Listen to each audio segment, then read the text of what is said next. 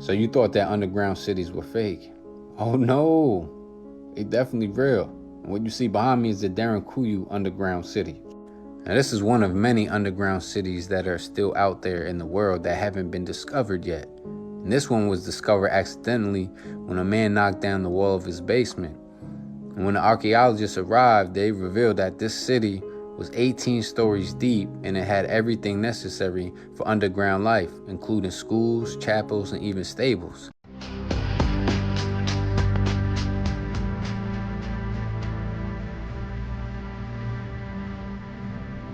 I don't exist. So they're all characters that I played, including Jim Carrey, including any of those things. They're all characters. Jim Carrey was a less intentional character, right, because I thought I was just building something that people would like. What's up, YouTube? Welcome back to my channel. How you guys doing? If you guys are brand new here, you guys don't know what we do, don't worry. I'm gonna break it down for you guys. We talk about the most scariest and creepiest videos on the net, on the web, that's gonna make you question everything. Let's do what we do best, seekers. Say a word for y'all. Seek the truth.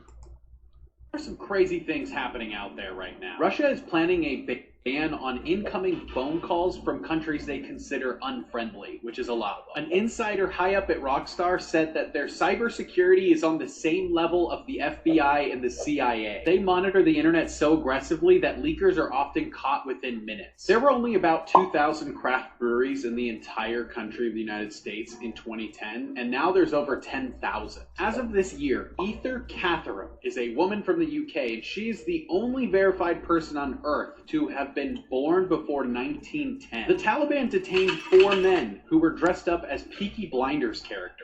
The feds brought a woman over from Europe into the United States to face charges for smuggling airplane parts to Russia, and now she's facing deportation before her trial. A 20-year-old lottery winner rejected $1 million payment in order to take $1,000 a week for the rest of her life. Would you have done that? I don't know. Genetically modified mosquitoes were just released into the United States to fight off mosquito-borne diseases like Zika and yellow fever. This is what a blue whale looks like trapped by cargo ships inside of the ocean. You would think there's a lot of room to maneuver in the ocean for a whale, but it's because of all the sounds from the cargo ships that are causing it to go all over the place.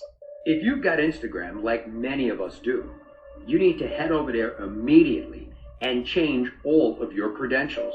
And why do I say that? Because Instagram just had the largest data breach ever, and over 17 million accounts were compromised. Damn. You heard what I said, over 17 million accounts. As a matter of fact, take a look at this. Look at this. Over 17.5 million Instagram users reportedly were exposed in a data breach, and Meta has yet to respond. Now, this includes your email, your home address, your full name, every single thing that's tied to you and the Instagram account was exposed in this data breach. And word has come out that allegedly users' information is being sold all over the dark web. And there are also reports that people are getting emails saying to reset your password. If you get one of those, that means your account was definitely compromised. And the scary part about this all is any data you had connected to your Instagram account, such as your phone number or your email, is most likely allegedly being sold on the dark web. And as scary and as sad as this is to say, the only thing you can do at this point is go change your password. That's it. And say a prayer that nothing else comes of this. Let me know your thoughts on this in the comments, and as always, I'd love to hear from you. It's all in our face. Nobody ever questions. Every ancient civilization carved dragons. Not dinosaurs, dragons. China carved them in jade. Scotland carved them on stones. The Norse carved them into ships. The Aztecs worshipped them. The Bible describes them. Different countries, different languages, different eras. Same creature, same shape, same features. How? If dragons were mythology, why did the entire world agree on the same myth? No internet, no travel, no shared mythology system. Yet they all drew the same reptilian giant with wings, scales, fangs, fire, and intelligence. Meanwhile, dinosaurs. Nothing. Not one carving. Not one drawing. Not one story. Until the 1800s. For thousands of years, humans recorded everything they feared and everything they worshipped. But True. somehow, these giant lizards, we're told, ruled the earth, leave zero trace in human memory. No cave art, no legends, no ancient warnings, no carvings like we see with dragons. Then, in 1842, boom, dinosaurs suddenly appear. A brand new word, a brand new history, a brand new storyline. So, the question is, if dragons were fake, why did the ancients spend thousands of years carving them like real animals? And if dinosaurs were real, why did humans completely ignore them for all of history until the Victorian era? Yeah, I really got it. Y'all really think, man, that dragons was roaming the earth a long time ago, bro? Plot twist. What happens if it wasn't the dinosaurs got destroyed? What was the dragons, bro? What he said kind of was making sense, man. Human history, I guess he said they were carving dragons all over the world. But there was no, I guess he said, no ancient paintings of dinosaurs back in the day, so 2-2 wasn't adding up, man. That would actually be a plot twist, though, if it was the dragons that actually got destroyed instead of the dinos. Be careful when it comes down to going down these conspiracy theory rabbit holes, because, bro, you really can get lost. I'm talking about you will get lost in the depths of your own mind. You get lost simply by engulfing too much knowledge. And there's so many conspiracies I can mention, but I've had a video get taken down before because I've said some of the conspiracies. But y'all know what I mean, though. I know a lot of y'all have heard of P-Gate. You know what I'm talking about, P-Gate? Yeah, y'all know what I'm talking about. Underground tunnels all under the U.S. Adrena. Y'all know what I'm talking about, Adrena. Yeah, because I can't say it. I'm going to get the video took down again. Aliens, cryptids, the list goes on and on and on. You start getting into flat earth and giants and Nephilim and all. Bro, it's so much to go over. You will get lost in the sauce. You literally will lose touch with reality if you go too deep and you don't know how to come back up to reality. Like, y'all really need a kick. Like, y'all remember the movie Inception? You need a kick to kick you back up through the levels that you diving into. I'm trying to tell you, man, this conspiracy theory should drive you fucking bonkers. That's true, bro.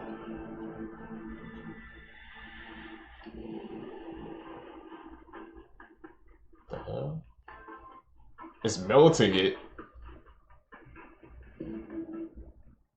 Worker tests up to 10,000 vapes a day using his mouth, and it's not to make sure they work. Recently, a YouTube channel, Ma China, was able to get access inside a large vape factory to observe its construction process. And what's crazy is that if you vape, there's a very high chance that it was tested by mouth right here, since a staggering 80% of the world's vapes are produced by factories in Shenzhen, China. Now, the first surprising observation is how much of the vape's construction is done by human hands. The reason being is that there are so many variations of vapes that each would require their own expensive custom tooling. And the second wild observation is that they have one person in the assembly line whose only job is to smoke them. When asked, he said that on average he tests about 7,000 to 8,000 a day, but at peak times it could exceed 10,000. Brother's only job is to get cooked every day. He even said that when he clocks off, he continues smoking after work. And the thing is, it's not to test if they work. That's what this step is for. His job is to make sure that each vape tastes the same. So if there's any that are too sweet or too bitter, etc., they'll take them out the line. And for everyone thinking now that you're locking lips with a Chinese factory worker, don't worry, they say that there is another sterilization process that they take before they ship you your vape. But what happens if they miss that process, man? Put somebody else spitting you in the mouth. I never vape, never will vape, but that just gives me another reason, bro, to stay away from it, man. I didn't know, like, the actual, he's a test of the vape, but the taste, if it's too sweet, the different flavors or something like that. But then they have to sanitize it again. I never knew that, bro. As I said, watching these clips, tap in with us, bro. You're gonna learn something.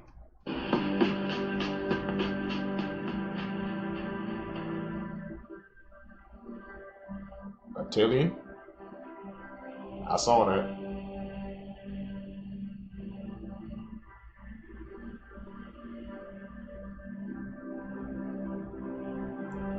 I saw that. I definitely did. Oh, does this story confirm that the U.S. is working with some aliens, aka demons? So according to some Venezuelan guards, they said that U.S. had some unknown technology They said the U.S. military, when they invaded Venezuela, they had some shit that they ain't never seen before, they ain't never felt before, ain't never heard of before. They labeled it as unknown technology. And you already know for years, people been saying this shit. They said all their radar systems shut down like that. Power out. Then they was talking about some drones that the U.S. used. Then they said something else was deployed. Not a weapon you can see, but a weapon you can feel. They described it as an intense sound wave. They said it was so powerful that it felt like their head was gonna explode from the inside. Then they said some men was bleeding from their nose, some was vomiting, and then a lot was collapsing. And when they fell, they couldn't get up. We fall down, but we get up. But they couldn't get up now. He said it was about 20 U.S. soldiers that overwhelmed hundreds of them. So I just want to know, what the hell do the U.S. got up their sleeve? Because like I said, this man been talking really crazy, fool. And it's not just him talking crazy, he's doing crazy shit too. Next thing you know, he finna take Greenland. And then what's after that?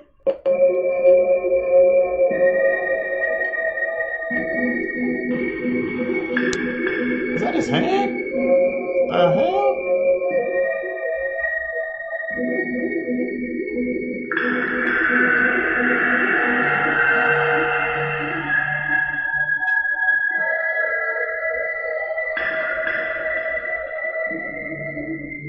Okay.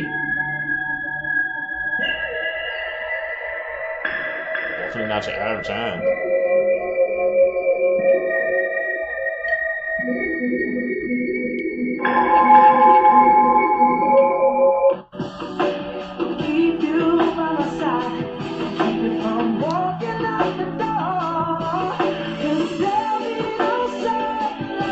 Whirlpool? What the hell?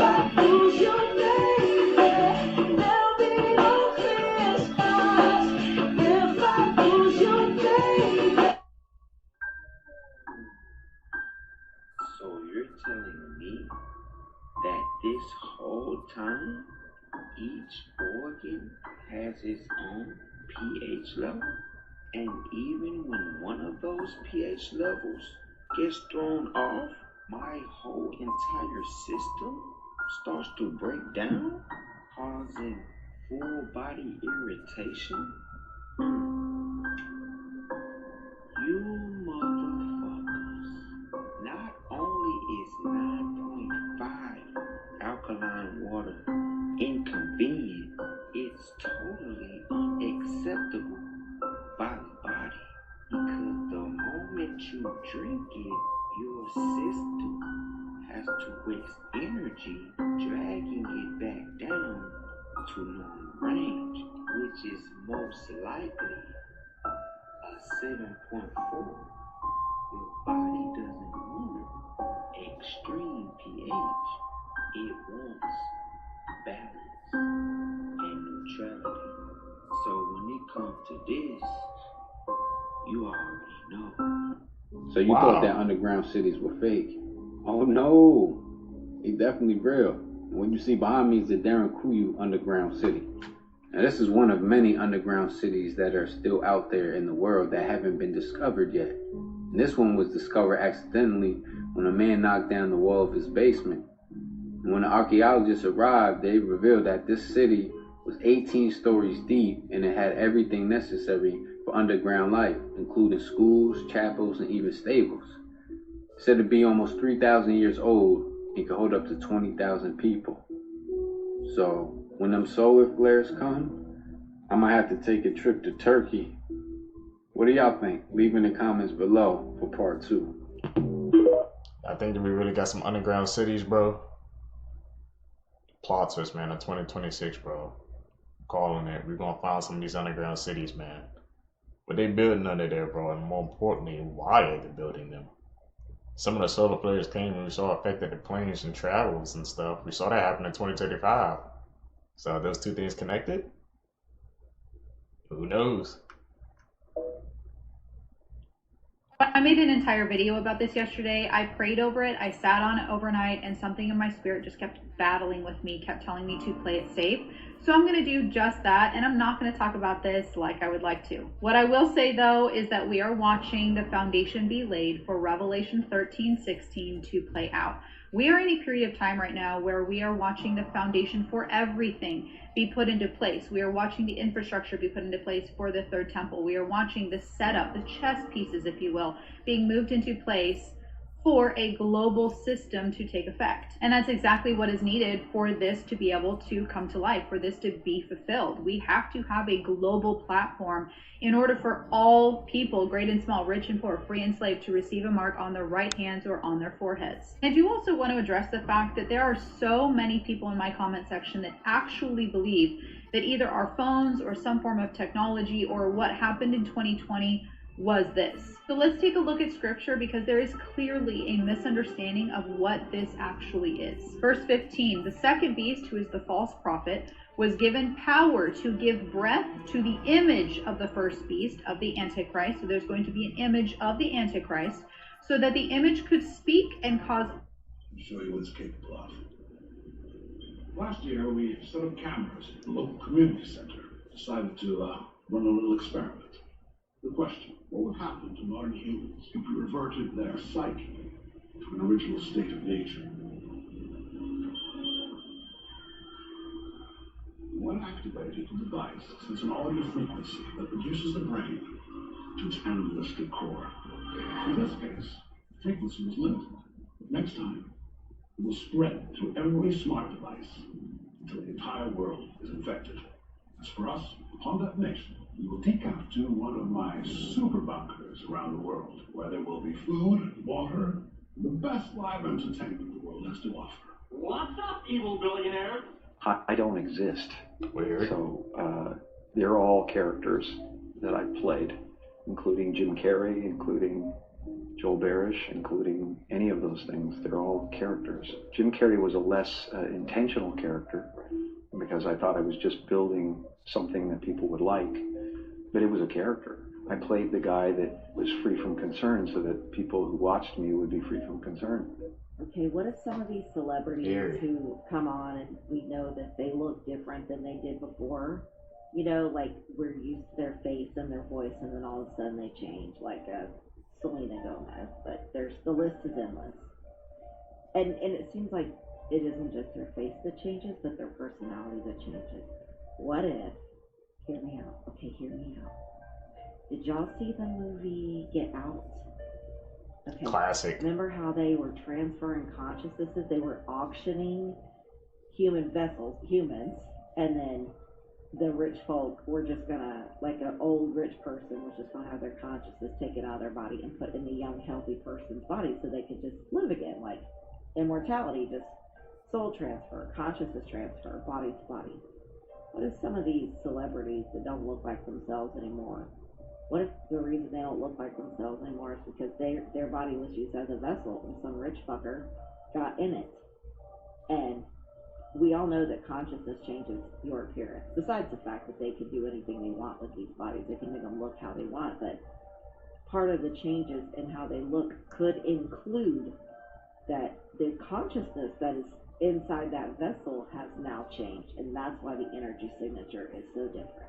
You mean that Keith Lee has finally responded after all of the tenderism drama? So Keith Lee and Bretman Rock are together in Hawaii right now. Bretman's family went out of their way to make food for Keith, because that's how you treat a guest. And Bretman was even scared to get Keith's honest review, but Keith absolutely loved the food. But this is where it gets more worser. The day before Keith Lee left to Hawaii, he went to California to try this place, Destination Smokehouse. And that's where this guy who goes by the name Unk Tenderism is from. He's the guy who throws his glasses when the meat falls off the bone. But this is where it gets more insaner. And Keith reviewed the food, he gave it a pretty good score, even though the meat did not fall off the bones like it does in the video. But this is where it gets more sadder. After Keith Lee was done eating, Keith Lee went back into the restaurant and was going to give Mr. Tenderism a $4,000 tip. But then seemingly security and management stopped Keith Lee and said, you can't do that. And that Mr. Tenderism was like in the back filming a podcast, so Keith Lee just gave like $4,000 to other people in the parking lot. And even more sadder, the owner made excuses like he didn't know Keith Lee was gonna show up, but that's like literally the point of Keith Lee's videos. Mr. Tenderism looks so sad. Should Keith Lee go back and give Mr. Tenderism another tip? Tell me what you would do if you were this lady. Do you see how spooked she look? I'm about to show you what it is that she's seeing, y'all, because this world is opening up to some new creatures. This lady is at home visiting family in Vermont, and it's her turn to go up and stock up the wood because it's cold out there. They want to be warm, y'all. When she looks up and she looks out into the trees, y'all, she sees this unbelievable sight. You won't believe it, y'all. Okay, Listen, no check it fucking out. joke. I'm loading up wood. Look how scared she is. I look up, and this is what I see. Wait for Look it. at this. Look in the shadow, y'all. Look at this. Bigfoot? What the? Look at this. Why does it look like a goddamn Yeti? It looks like a Yeti. That's real tall. Look how big Not that down is. bit. Look at this. What? I think it's time to go back inside now. I mean, look at this thing. Y'all seen how scared she was. She went back inside so fast, she didn't come back outside until the next morning. And she said this thing was gone. And that's when I would have been too. I would have never returned back to Vermont to see my family ever again, y'all. This is crazy. I believe we're going to be seeing some old new creatures coming into our world, y'all. Y'all ready for this shift? Let me know down in the comments what you would have done. The shift is here, y'all. Y'all see it. Let's get it. Peace in. Not down bit. Alright. I think it's time to go back inside. He has a cell phone that can see into alternate dimensions. This phone shows an alternate dimension. Now, It's we also insane. remember Tom Cruise's legendary dance scene Yeah. in Risky Business, right? But let me ask you, is he wearing sunglasses in this scene? Yeah. Where are the glasses? Did That's you get it Mandela right? effect. Clearly no sunglasses, but then why does every pop culture parody of this scene show them wearing sunglasses? Well, let's try using the cell phone on this scene. Okay. There's the phone. There's the glasses. Yep. There are the glasses. Looks like sunglasses to me. So he was wearing them during the Now, there's scene. also those who remember the old classic Mickey Mouse with suspenders, and those who remember him without suspenders.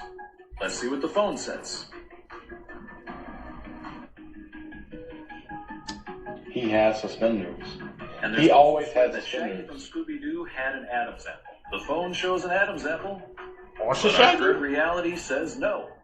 Okay, this is too fun. Just one more. So clearly here we see that Curious George from the Curious George books has a tail. But if you look at what the phone's recording, there's no tail there. At this point, I really think whoever's in charge are putting Mandela effects in our timeline to mess with us. For whatever reason, they are messing with us. I have no idea why. If you do, let me know. Stay weird. Going on around Okay. the world right now. There were polar bears that were found living together in an abandoned weather station near the Arctic in Russia. A man dropped his uncle off recently at the Dubai airport, but the traffic home was so bad that his uncle got home to Pakistan before he got to his home in Dubai. And in China, it's apparently common to pay people to take you out of a traffic jam. They'll come pick you up on a motorbike, and then someone else will drive your car home. Gorolmud, Palau is the least populated capital city in the world with a population of 0. I never knew that German citizens, when they turn 100 years old, will always receive a letter from their president. Auckland is now the host of the longest direct flight in the world from China to Argentina. Yes, if you didn't catch that, Auckland, New Zealand, because apparently the plane stops there for 2 hours. But the entire trip takes almost 30 hours without getting off a plane. Damn. Allergies are widespread here in the US, but not in Asia. The number of warships in the Chinese Navy has surpassed the United States. You wake up inside a coffin. Did you repeatedly hit the lid to eventually break out? Well, you would only have about an inch of space. So plant your feet at the bottom, bend your elbows slightly, and keep your wrist straight. Then snap your fist forward while squeezing your knees and pushing your hips forward, using your whole body in one motion. Now, it would take hours of hits just to crack the wood. And even if you somehow managed to make a hole, the heavy dirt above would pour in, meaning it would fill the space in seconds, leaving you no room to dig out of the coffin. Have you heard So how did Kill Bill, how did she get up, bro? You guys know that was a Kill Bill reference, right, man? Classic movie, bro. 1-inch punch to get out of the diggery out of the grave. Man, movie logic, bro.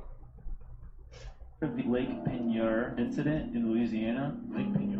Underneath this lake was a vast amount of salt mining underneath this lake. And it just so happened this lake was also on an oil reserve. So in 1980, while Texaco was drilling in this lake, they accidentally pierced into the salt mine. Oh no! Drilled straight into it. There's 55 salt mine workers down the salt mine. All of a sudden they just started hearing like, and then all of a sudden it's like, you see this like, uh-oh, and then all of a sudden it's like, the water started just gushing in. Luckily, all 55 salt miners were able to get out, but this thing filled up within minutes. The guys that were running the barge up top, they heard this clanking sound, like, what in the world? And they kept on drilling, and all of a sudden, just this whirlpool started forming in the middle of the lake, and then all of a sudden it started getting faster and faster. They all escaped, but it ended up sucking in the entire barge. No one died in this incident. It created the largest waterfall in Louisiana. It was literally a 200-foot waterfall in the middle of this lake, sucking in the entire lake. And there was a canal leading from the lake to the Gulf of Mexico. It was such pressure that it went in, and when it hit, it blew back up like a geyser. And when it did that, the canal reversed, where the Gulf of Mexico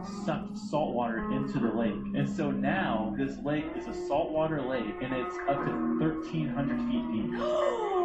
Something that will forever haunt me is the Miami Mall incident and how they have successfully swept it under the rug. The fact that we know nothing about it, and it's been said that people's phones were taken and all those different things. Like, how come we did not get any type of update over this? You have never seen a police presence this big unless it got something to do with the president or something like that. The fact that one of the first stories that came out was that there were giant aliens or non-humans walking around the mall. Another story came out that there was a portal that was open and then things started coming through the portal.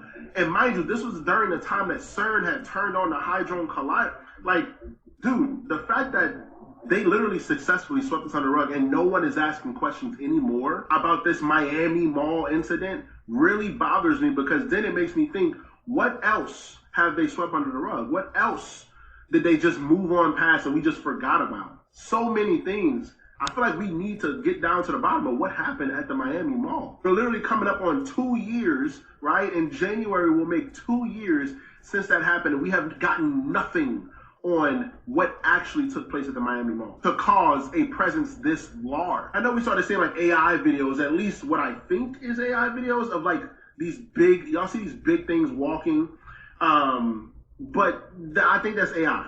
Like, what actually happened? Like, genuinely, what happened at the Miami Mall in 2024? These could have... Dang, I didn't realize it was coming up 2 years after the Miami Mall incident, man. I still remember when I was chilling on X, bro, or Twitter.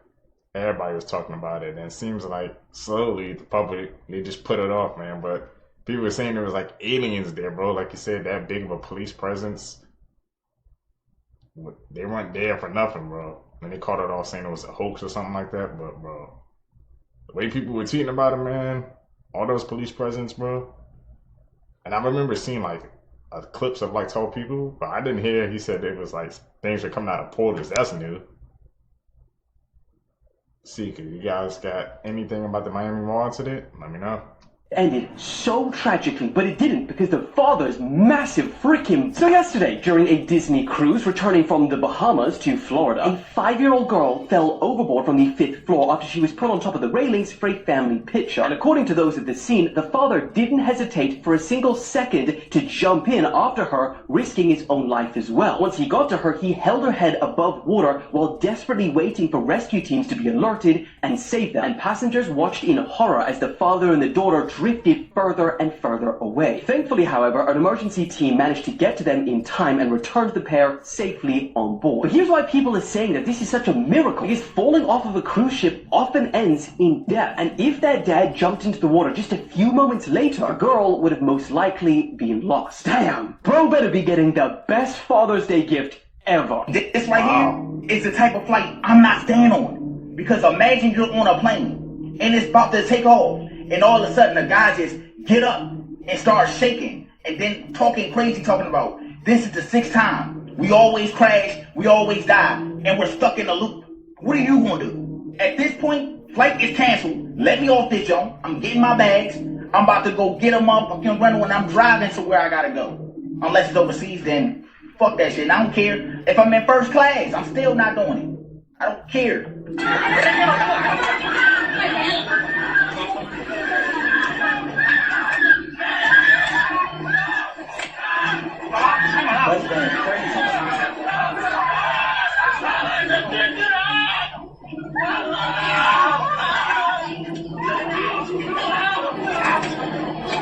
And the crazy thing about this video is the man that was yelling, he wasn't trying to get attention. He really sounded like someone who was tired of going through the same loop over dying again, and again.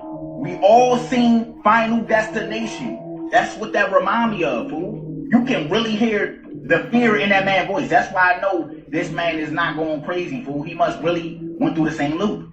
So let me ask y'all a question. If you was on that flight and you heard someone say that, are you gonna stay in your seat, or are you getting up and you're exiting the plane? Because I already told y'all what I'm doing. Okay, this has to be a sign. We can't believe anything anymore. Astronomers revealed that 3i Atlas appears to have reverse thrust right before it disappeared behind the sun. You know, the interstellar visitor passing through our solar system that's totally just a regular comet. It's reversing thrust, like appearing to slow down as if it's about to land. Now stop right there, debunkers, because scientists are giving a natural scientific explanation to this reversal. But something about this just feels so orchestrated, like someone or a group of people are behind this all with an ulterior motive, like an actual psychological operation. And every update that comes out about this all but confirms just that. So scientists say that as a comet gets closer to the sun, what they call a tail flip is actually quite common based on the angle we're viewing it from, which makes it look like the tailing trail behind a comet flipped from our perspective here on Earth, and hence reverse thrust as it makes its way around the sun, and typically happens at perihelion, which is an object's closest approach to the sun. Now coincidentally, researchers state that perihelion is also when an artificial spacecraft would apply reverse thrust to slingshot itself via gravitational assist, applying the brakes to slow down, using the sun's gravity to change direction or even speed up, creating the anti-tail we are now seeing. And this is exactly why this object is so controversial. Everything about this whole sky event is just pure debate bait. The scientists are going to insist it's a totally natural comet tail flip, and the tinfoil hatters are going to tell you it's an alien spaceship getting ready to visit us. Now even Avi Loeb, the main professor behind this whole 3i Atlas claim, stated, if 3i Atlas is a massive mothership, it will likely continue along its original gravitational path and ultimately exit our solar system, essentially making this a bit of a recon mission rather than a full-blown invasion, but also kind of giving him an easy out while standing by his claim if nothing actually happens. He also says NASA has photo evidence that it is an alien probe, that they are purposely gatekeeping and refusing to release to the public, who have been bizarrely silent about 3i Atlas conveniently as soon as it started getting close to us. Maybe the Anunnaki just wanted to check up on us to see what we've been up to since they last came around. It's been a couple thousand years after all. But whatever this thing is, I can't help but feel all the news around it has been intentionally designed to rage bait everyone into arguing about it. Every observation made about it seems to have an equal natural and alien explanation to it, so have at it and don't take things too seriously. Unless there's a massive mothership in our sky being broadcasted around the world, then we can start to get a little serious about it. First, there was 2 mass shootings where multiple people lost their life. Then they just announced that Rob Reiner and his wife was found in his Brentwood home in Los Angeles dead. Mind you, when they first released this information, they said it was a 78-year-old man and a 68-year-old woman that was shot. Now TMZ is saying that allegedly they were found with stab wounds. But here's the part that hits hard. Rob is a famous director, a public figure that was living in a very secure part of LA, in a murder investigation with little info released so far. So they're saying that firefighters were called to the mansion in Brentwood, Los Angeles for a medical aid call. And when they walked in, they found 2 dead bodies. A man, Robert Reiner, and his wife. But here's the biggest question. Why were the firefighters called? And why were they called for a medical call instead of just being called for a homicide call? Then you gotta ask, why did the police immediately bring in the robbery division? And then you gotta ask, who made the 911 call and why? At this point, they're not saying much, but it's a lot of things that need to be questioned. This is one of the rarest events in nature a human can lay their eyes on. An atmospheric phenomenon known as a sun candle or light pillar forming at full intensity. The column forms when sunlight reflects off of flat ice crystals suspended in calm, freezing air, stacking the light into a heavenly beam stretching to the ground. Conditions have to be absolutely perfect, and most sun candles are often faint or brief. This one is unusually bright, tall, and sharply defined, making it a once-in-a-lifetime sight for skiers and snowboarders. This video shows one of the rarest congenital conditions ever documented in dogs, short spine syndrome. The disorder occurs when the spine fails to fully develop before birth, causing the body to appear unusually compressed while the legs remain close to normal length. Affected dogs often have little to no visible neck and a shortened, rigid back, though many can still walk and function completely normally. Fewer than a handful of confirmed cases have been documented worldwide, making it so rare that most veterinarians will never encounter one in their entire careers. Wow, that looks like the whole documentary of Jake Paul, him being like hypnotized and woo! The best way to describe the feeling is just like a new iOS update. Jake Paul pays this guy $1 million a year. To what? To put him through hypnotism throughout the year. Like every month he'll come over and he says, unlocks his brain so that he believes and he can manifest himself into becoming a champion. That's fire, I'm not gonna lie. And this is why I charge $1 million a session, $10 million a year. Marcel can always help me unlock different parts of my brain, and almost like opening the highways of thought and possibility. I thought, like, plot twist, it was gonna be like, since Jake Paul has a really big ego, I thought he would like hypnotize him to take it calm him down. But it's the opposite. It's like, yo, you really want to be this big guy? Increase the ego, like. Yeah. Press enter, press save, log out. Eyes up, wide awake! Thrilling. $1 million in a year to hypnotize yourself, bro. You gotta know how much money you have to have, man. Just lying around, just say, hey, I need a hypnotist, bro. On your own personal hypnotist, man. To pay him $1 million a year to put him in a trance, to make him the best, bro. And whatever he's trying to do, obviously boxing. Have you guys ever got hypnotized before? I personally could say I never got hypnotized before, bro. So I don't know how that process works, man, but seems like it's working for him, bro. To start an exciting fire, they feel they'll die either way, so they prefer to light it and see what happens. And even Elon Musk said, if it all goes off the rails, I decided in that worst case scenario, I'd prefer to be there when it happens. Which is it's just justifying racing to our collective. For the last 10 years, he was this slightly hard to believe voice on the subject of AI. He was talking about it being a huge risk and an extinction. He was the first AI risk people. Yeah, he was saying. I try to convince people to slow down AI, to regulate AI. This was futile. I tried for years. This is more dangerous than nukes. He was saying, I try to get people to stop doing it. This is summoning the demon. Those are his words, not mine. Supposedly, he used his first and only meeting with President Obama, I think in 2016, to advocate for global regulation and global controls on AI because he was very worried about it. And then really what happened is ChatGPT came out, and as you said, that was the starting gun. And now everybody was in an all-out race to get there first. Crazy.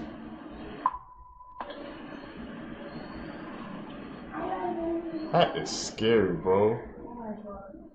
Earth just opens up and it just swallows you.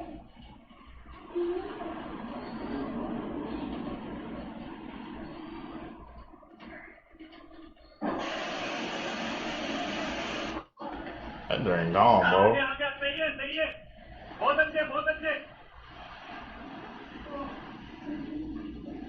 Why would you build a parking lot over a well? That's just stupid.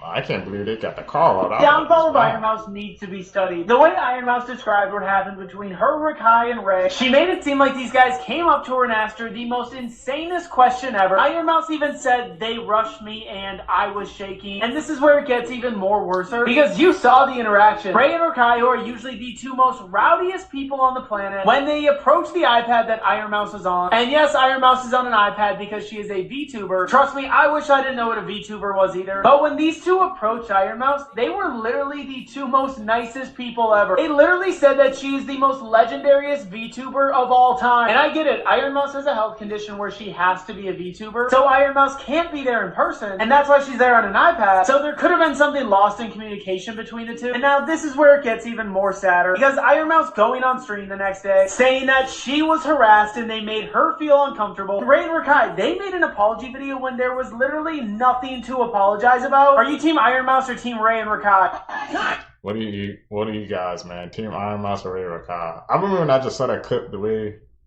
she said they was asking her questions, and then when I saw the full clip, they said they was just like asking her what did she look like or something like that. I think that's why she said she was kind of uncomfortable, but obviously, man, people weighed in with their opinions on it, bro, so it took on a life of its own, man. I didn't even know.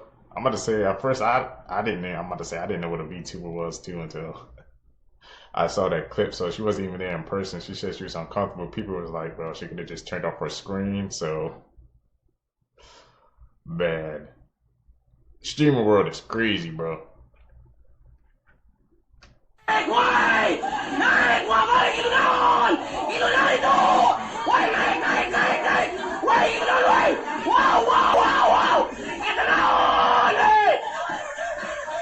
Y'all, when I tell you the western side of the world is going through it right now, man, something is happening underground. They're having tons of earthquakes, cyclones, monsoons, floods, mudslides. Look, y'all, check out this mudslide.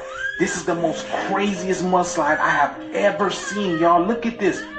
Sumatra Island in Indonesia is going through it, y'all. Throughout this whole thing over here, y'all. And when I mean Indonesia, it's different parts of Indonesia as well. It's not targeted one specific area. The whole Indonesia is going through it, y'all. Look at this. Oh my God. Cars completely submerged. Is that a cow? That's a cow. Cars, homes completely submerged. People are literally missing. Thousands of people are missing. People are stuck on roofs. What is this? What is that? Is that a chicken floating? Y'all, the animals gotta save themselves. Y'all, this has been happening day and night. Day and night. Look at this, y'all. We are literally in the days of Noah. Y'all, who else is building their ark? This is crazy. Look at this. Oh my God. The water was so high and so violent that people had to climb trees, power lines, and even to get on top of homes in order to survive. Look at this guy. This guy nearly drowns. He almost gets pushed out by the water. If the people wasn't out there giving him a rope, he would have never made it. Oh shit, that shit broke. Look at this. Look at this. He has to climb this thing. This concrete block. Oh my God, y'all, this is crazy. The shift is here. He's got to climb, and they got to throw him a rope in order to get on top of the roof. He's going to jump in again?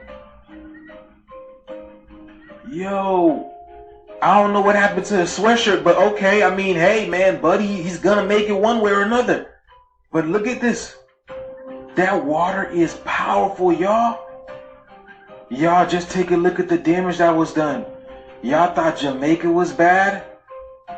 Y'all thought North Carolina was bad, y'all? And they have been going through this for months. Monsoon on top of monsoon, mudslide, floods.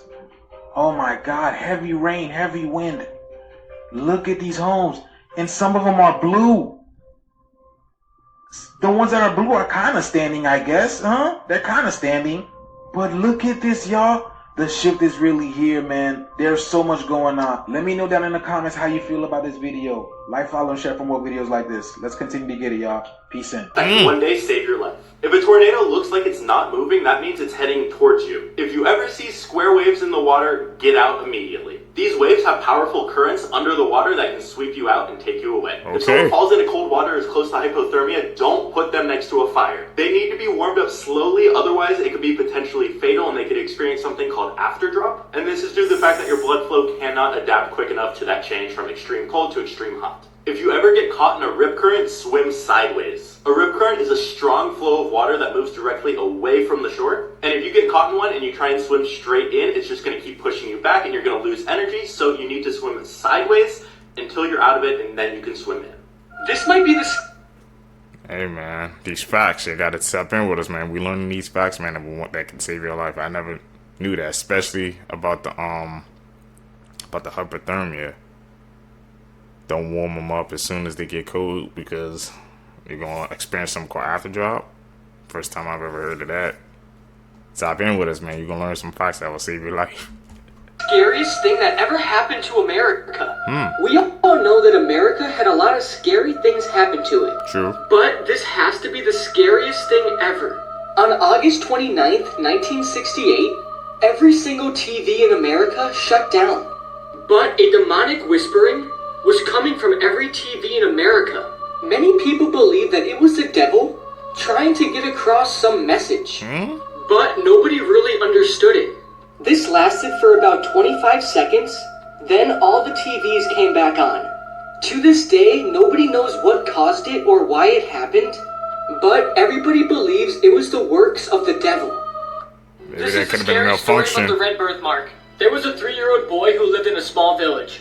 He was born with a red birthmark on his forehead, and as soon as he was old enough to talk, he told his family that he lived before. He pointed to the birthmark on his forehead and said a man murdered him with an axe. His parents then took him to the village where he claimed he lived before. The boy said he remembered his old name, and it was the same name of the man who went missing from the village 4 years earlier. Nah. He then showed them the house where he lived. The boy remembered what the man who killed him looked like, and also his name. When he saw the man, he walked right up to him and said, "I used to be your neighbor.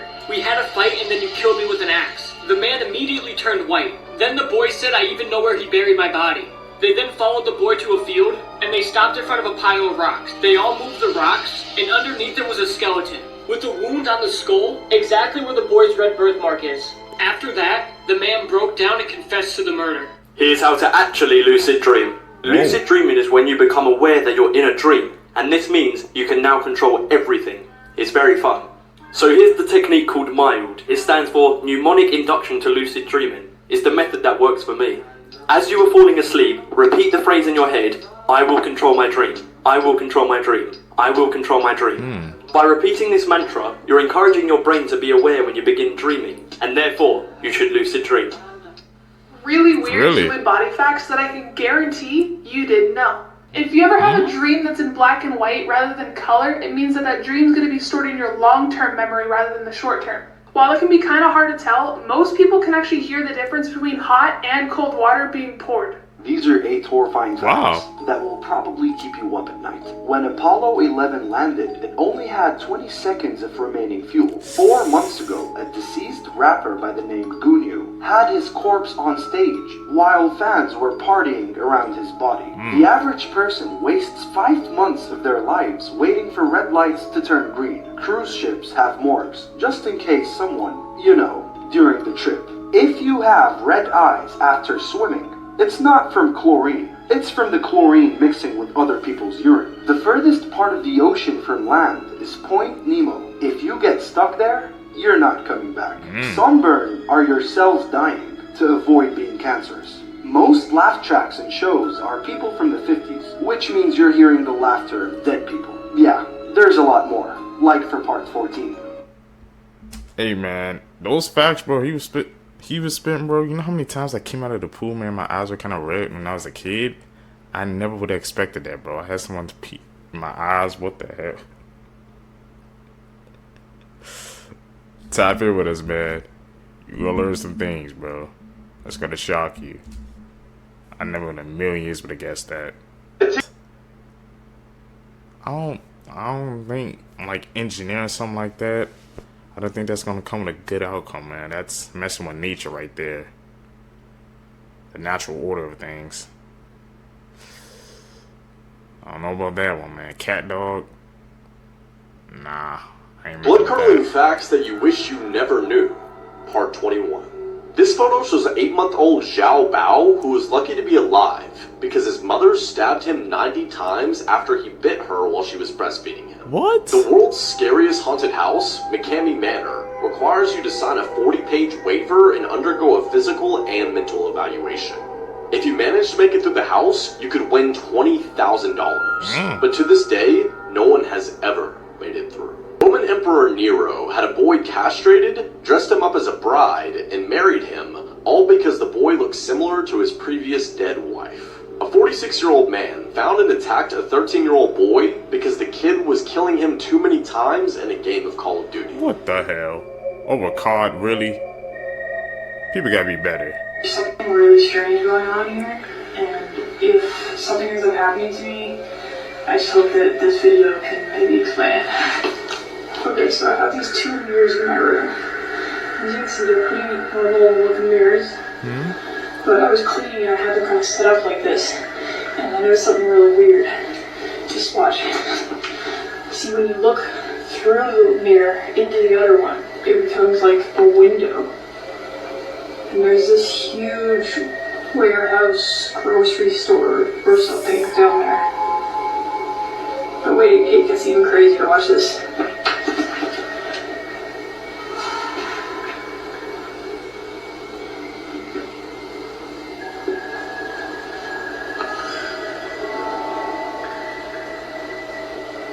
That looks like an edit.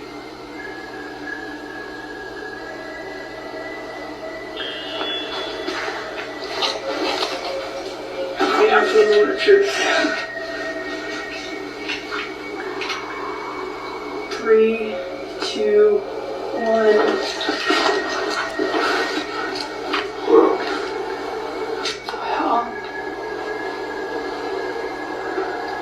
What is this place?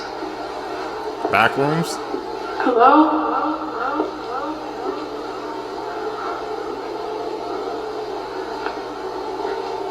She's moving fast as hell. How far does it go?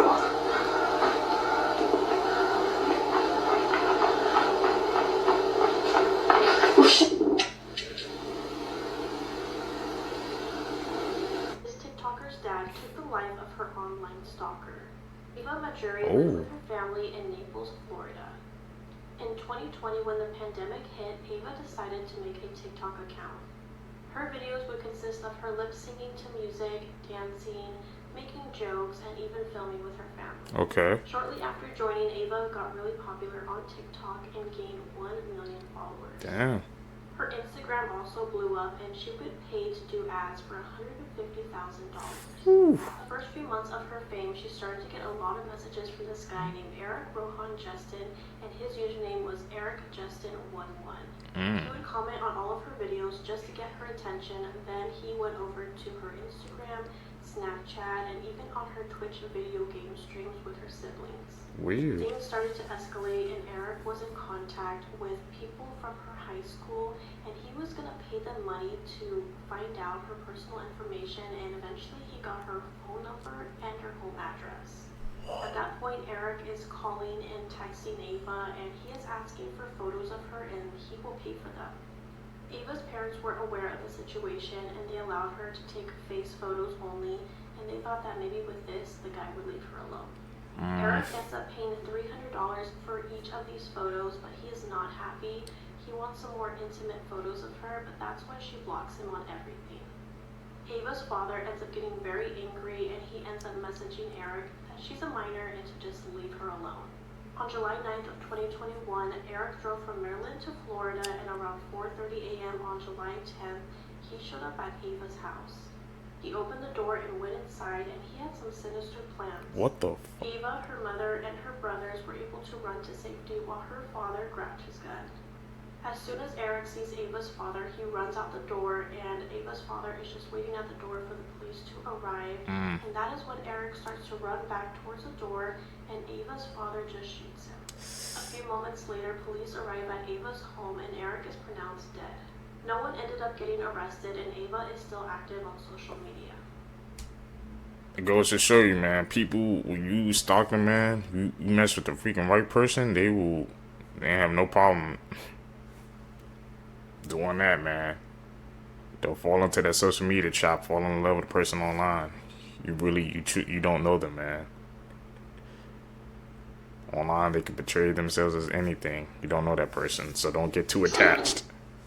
Things you never knew. The last one is crazy. Would you keep this dog if it was your pet? What the fuck? I don't know about that one.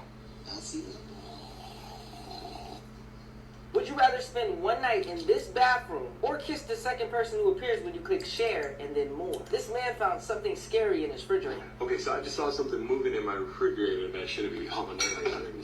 So it's moving right there. I seen it. Don't move it. How is that? Yeah, no, I don't see anything else. I'm looking in the reflection too. I don't see it. What's that? I'm sorry, I had to do it. I'm sorry. It's scary how only 1% of people can do this. None of you can spell your name one word at a time in the comments below without being interrupted. First person to do it wins. Before we get to the last scary thing, please support this page by clicking the follow button for more interesting posts every day. Can someone explain to me what this is?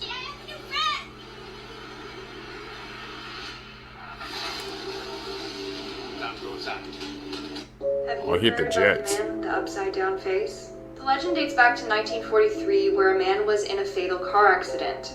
This photo was taken, and as you can see, this creepy man was featured in the photo.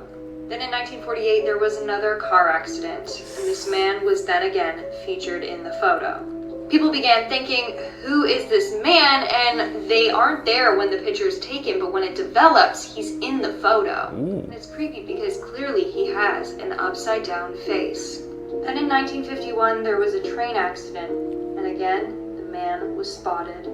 Is he the one that's causing these disasters? Many people believe this, and also a lot of people believe this legend to be true. People have come forward saying that they have seen this man in real life, so stay tuned and I'll share those sightings. Really? The upside down face man. You guys believe it? He's causing those accidents, man. He seems to be always there in the background lurking. In this world nowadays, man, you can't count anything out. Edit, man. Like I said, Seekers, man. If you guys see Edit in the video, bro, y'all can just call them out in the comments down below. I want to see if you guys can spot them as well, too, man. Creepy Nickelodeon showrunner Dan Schneider just released an interesting statement. Obviously, in the past week or so, Dan Schneider has been under extreme scrutiny because of the kids' shows that he worked on, and the pedophiles that were employed and worked for him. Dan Schneider in the past has been scrutinized himself for his extremely creepy behavior. I'm sure you've seen the Ariana Grande clips that are floating around that he produced. There have also been countless stories of Dan's bizarre behavior on set, him allegedly asking minors for shoulder rubs and other things, and rumors have been floating around for years that he's a creep. Well, Nickelodeon parted ways with Dan Schneider years ago when these allegations started to surface. But because of the renewed attention brought to Nickelodeon through the new series that was released, Dan Schneider felt like he needed to make a statement on all this. So here's what his representative had to say. I'm going to read you this statement. Everything that happened on the shows Dan ran was carefully scrutinized by dozens of involved adults and approved by the network. If there was an actual problem with the scenes that some people, now years later, are sexualizing, they would be taken down, but they are not. They are aired constantly all over the world today still, enjoyed by both kids and parents. So I'm going to stop that right there for a second. Dan Schneider's statement, his representative, is blaming us for sexualizing the scenes, the viewer. What? Not taking any blame for including or putting this content in there in the first place. The statement then continues. Remember, all stories, dialogue, costumes, and makeup were fully approved by network executives on 2 coasts. A standards and practices group read and ultimately approved every script, and programming executives reviewed and approved all episodes. In addition, every day on every set, there were always parents and caregivers and their friends watching filming and rehearsals. The statement concludes with them saying, unfortunately, some adults project their adult minds onto kids' shows, drawing false conclusions about them. That statement should offend not only you, but your intelligence as well. Dan Schneider is basically saying that we, the viewers, are the ones that are creating these problems with the content that don't exist. He's basically gaslighting us. He's saying that we are seeing things in the content that don't exist. All you have to do is go watch the videos with Ariana Grande, for example. That's just one of so many examples. By the way, I posted them on my TikTok. And you will see that we are not making things up here. I don't know, I just thought this was an extremely bizarre move from Dan to actually make this specific statement. And I don't know, do you agree with me? Do you agree with Dan that we are just seeing things and that none of the content at all is inappropriate? Let me know your thoughts in the comments section. And if you like true crime content, then you should listen to the podcast Murder in America that I co-host with my wife, Courtney. It's available on all streaming platforms. This 17-year-old girl was able It's to crazy, man, with Dan kidnap Snyder. her and letting her go. On November 3rd of 1984, Lisa McVeigh was riding her bike home after working a double shift at a donut shop. Okay. It was around 2 a.m. when someone came up behind her and pulled her off of her bike. Lisa was blindfolded, tied up, and pushed into a car. Lisa was looking for ways on how to survive, and with her blindfold, she could still see a little bit of outside. That's when she realized that she was in a red Dodge Magnum. Lisa was tracking the minutes of the car ride, and that's when she noticed that they were traveling north, and once they got out of the car, she was tracking the steps that it took to get to his apartment. This guy would SA and attack Lisa for the next 26 hours, and at this point, she thought she would just pass away at any moment, but she didn't. Lisa was almost convinced that she was not going to survive this, so she thought of the great idea to put her fingerprints all over the apartment so later on, police could have that evidence to arrest her abductor. At this point, Lisa is making up any kind of story she can to get the guy to take her back home, and she even makes up a story about how she's her dad's only caretaker and he's very unwell. And after a day of torturing her, he decides to take her to his car and take her back home. At around 4:30 a.m., the guy ends up taking her to a store and leaves her behind that store, and he tells her to wait 5 minutes before taking off that blindfold, and also tells her, tell your dad he's the reason why I didn't kill you.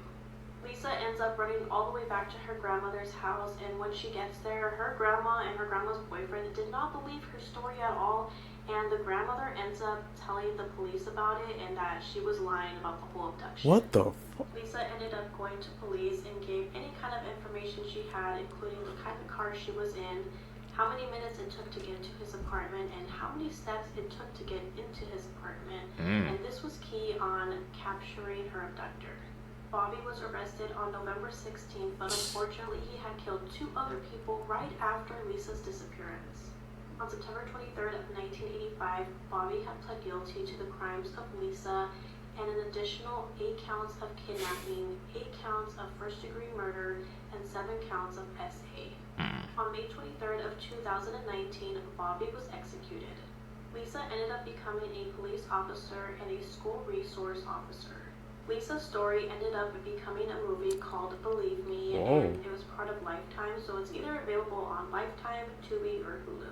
Katie Douglas ends up portraying Lisa, and I think she did a really great job doing it. Save your life. Always keep a pack of gum with you. Gum can help relieve stress and suppress your appetite during emergencies. And it can also be used as a glue substitute. Remember the survival rules of 3s. First, you can only survive for around 3 minutes without air, and only 3 days without water. And finally, 3 weeks without food. This will help you rank your needs in case of emergencies. If you're walking to your car in a dark place, have your keys ready in your hand. It will be much easier for you to get in your car quickly. And if you're attacked, you can use your keys as a weapon. And don't forget, no matter how thirsty you are, do not eat large amount of snow. Too much cold ice in your stomach can cause you to die from hypothermia, so melt the ice before drinking it. Who will be eating snow? When police arrived at Zoraida and Alberto's home, they discovered a horrific scene. Zoraida and Alberto and their 2 young sons, who were only 10 and 7 years old, as well as their 3 dogs, they were all brutally murdered. Who would want this entire family gone? Zoraida and her family's death was part of a complicated and disturbing plot involving Zoraida's affair with a man named Nathaniel Huey Jr. But here's the thing, Nathaniel wasn't the only person involved in this disturbing and evil plot. Zoraida and Nathaniel met at work. They knew each other for about a year and started an affair in May 2023. Zoraida was married to her husband Alberto. They had 2 kids. Nathaniel, on the other hand, was in a 10+ year relationship with a woman named Ermelinda Palomo. For some time, they thought that no one knew about their affair, but they were wrong. At some point during their affair, Nathaniel's fiancée, Ermelinda, found out about what was going on, but instead of her completely losing it and confronting him, she kept it a secret. But she would come up with this crazy and disturbing plot to get revenge. And I'm not talking about revenge against Nathaniel necessarily. She targeted Zoraida and her family. Ermelinda began creating various social media accounts and pretended to be someone from the Mexican cartel. I know, this is crazy, psychotic, and it's really difficult to believe, but this is just what was going on. Crazy things happening in the world. Bro, man, she took catfishing to a whole new level. Man, I'm trying to tell you guys, seekers, bro. Beware of catfishes, man. You never know what will unfold, man, by messing with one of them. You always gotta check out their identity. You know who you talk to online.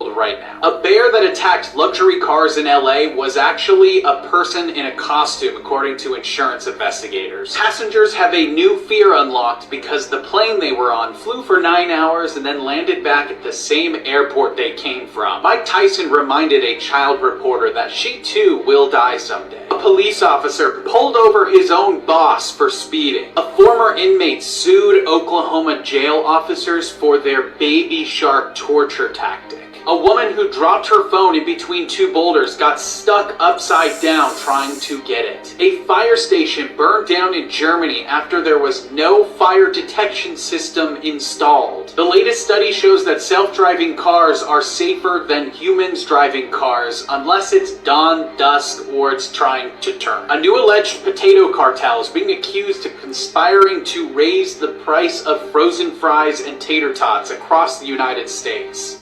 Wouldn't surprise me, man. We gotta watch out for the potato cartel. Well, money's involved. A photo of two sisters. Where did this nun come from?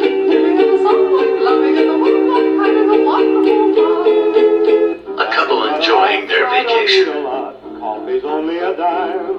The girl in the red lost her footing while posing for a picture and fell into Niagara Falls. People are saying your favorite celebrities are hanging out with a witch. As you can see, this woman is pretty friendly with a lot of celebrities. A$AP Rocky, Kim Kardashian, Kanye, even Amigos. But why are they so deeply connected with this woman? Her name is Michelle Lemmy, and it says she's a fashion designer, film producer, etc. But she's also married to Rick Owens, who is known as the Dark Lord of fashion. Look, here she is even wearing his head as a purse. Oh, and she's very close to Marina Abramovich, whose art is a little demonic. I mean, she once threw a party with a human-shaped cake. I kid you not. Look at this.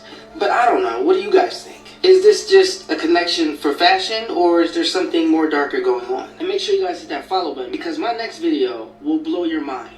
This is why you These designer brands, man.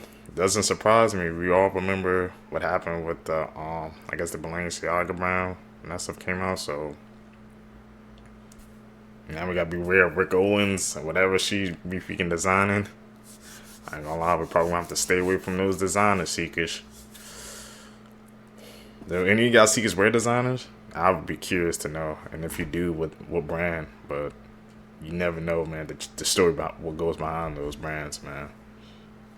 should always lock your doors. A junior in high school was home alone working on a paper while his parents were out to dinner. All night he sits with his back to his door, sitting at his desk with his noise-canceling headphones on. Around 11 o'clock he takes his headphones off at the same time his parents are returning to the house, and he hears his mom from downstairs yell, "Hey Adrian, what happened?" Confused, he runs downstairs and sees right away what she's looking at. Muddy footprints all over the rug. He tells her, "I didn't leave my desk." And then they realize someone must have broken in. They look at the footprints and there's none leaving the house. They're worried someone's still in the house. They run into the garage, terrified, call the police. Police arrive and they don't find anyone in the house, but they do make a chilling discovery upstairs. The police bring them to the kid's bedroom door, which had been left open all night, and they point to the message written on it in Sharpie. This is the actual transcript of what was written on his door, which means for nearly 2 hours, someone stood in this kid's doorway watching him. What? He didn't even notice? Morbid Facts, Be aware. Part 421. Christine Palillo was a bullied outcast at school until two popular girls befriended her and gave her a makeover, helping her achieve the title of Miss Irresistible from her school's student body. But just a few months later, Christine and her drug addict boyfriend would end up brutally murdering the girls and two others in a botched drug deal. One of the girls tried desperately crawling to her phone after being shot in the groin, until Christine bashed her skull in with the butt of her revolver. Serial killer Dennis Rader used to install security systems for homeowners. Many of his clients wanted the security systems to keep the BTK killer from ever entering their homes, unaware that he was in fact the one installing them. In 2017, Glenna Durham killed her husband after shooting him 5 times. Soon afterwards, the couple's pet African gray parrot started repeating the words "don't effing shoot" in the husband's voice. These were assumed to be the husband's last words, and the woman was eventually found guilty of first-degree murder. The Parrot Baffling got her. Butterfly Effects, Part 4. In 1928, a man from London left his home for a 2-week vacation at the beach. When he returned home, he noticed a horrific smell, but he didn't know where it was coming from. He eventually found an old piece of cheese that was covered in mold. He examined the cheese under a microscope, and he noticed that there were no bacteria around the mold. That mold led to the discovery of antibiotics, which have saved over 200 million lives. Whoa. So mold is where we get antibiotics from? Strangest addictions people have. Nicole eats drywall. Okay. Jennifer eats the foam inside of beds and couch cushions. Wow. Kinno eats toilet paper.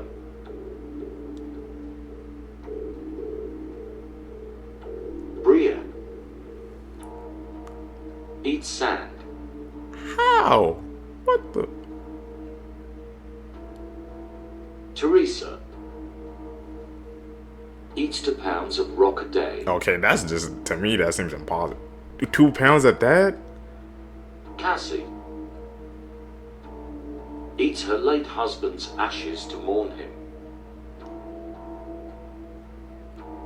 Forbidden places That takes the cake. never visit. Snake Island is an island off of the coast of Brazil, filled with deadly snakes. Rising sea levels cause this piece of land to become an island, allowing for the snakes to flourish in their own environment. There are now up to 5 snakes every square meter, and you are not allowed to go here. In Svalbard, Norway, there is a global seed vault, aka the Doomsday Vault. It is the world's seed bank, storing samples of crops from all over the world just in case of a global catastrophe. The tomb of Qin Shi Huang in China holds an army of warriors made of clay. It protects the burial spot of the first emperor of China who died in 210 BC, and we only discovered this tomb in 1974. Pavegla Island in Italy was used to exile hundreds of thousands of victims of the plague. It is said to be one of the most haunted places on Earth, and a dark local legend says that 50% of the soil is made up of human remains. Follow for more. Whoa. We asking that place off of Italy. This is a scary story about the school trip. An entire class of 6th graders went on a school trip one day. Everybody was taking pictures with their phones and cameras and having such a great time. But when they all got back to school, they started looking through all the photos they took, when suddenly one of the girls screamed, "Oh my god, what is that?"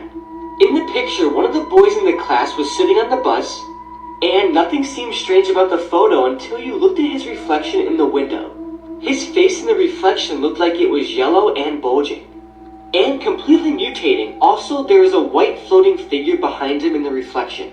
Everybody turned the photo upside down and realized it was a human skull, and it was horrific. And when the boy saw the photo of himself, he immediately burst into tears and had a panic attack.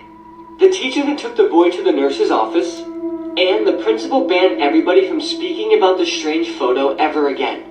And to make this even scarier, 7 days later, the boy died from a brain tumor. The photo is said to be on the internet somewhere, but I don't recommend looking for it. Scary humans recorded by cameras.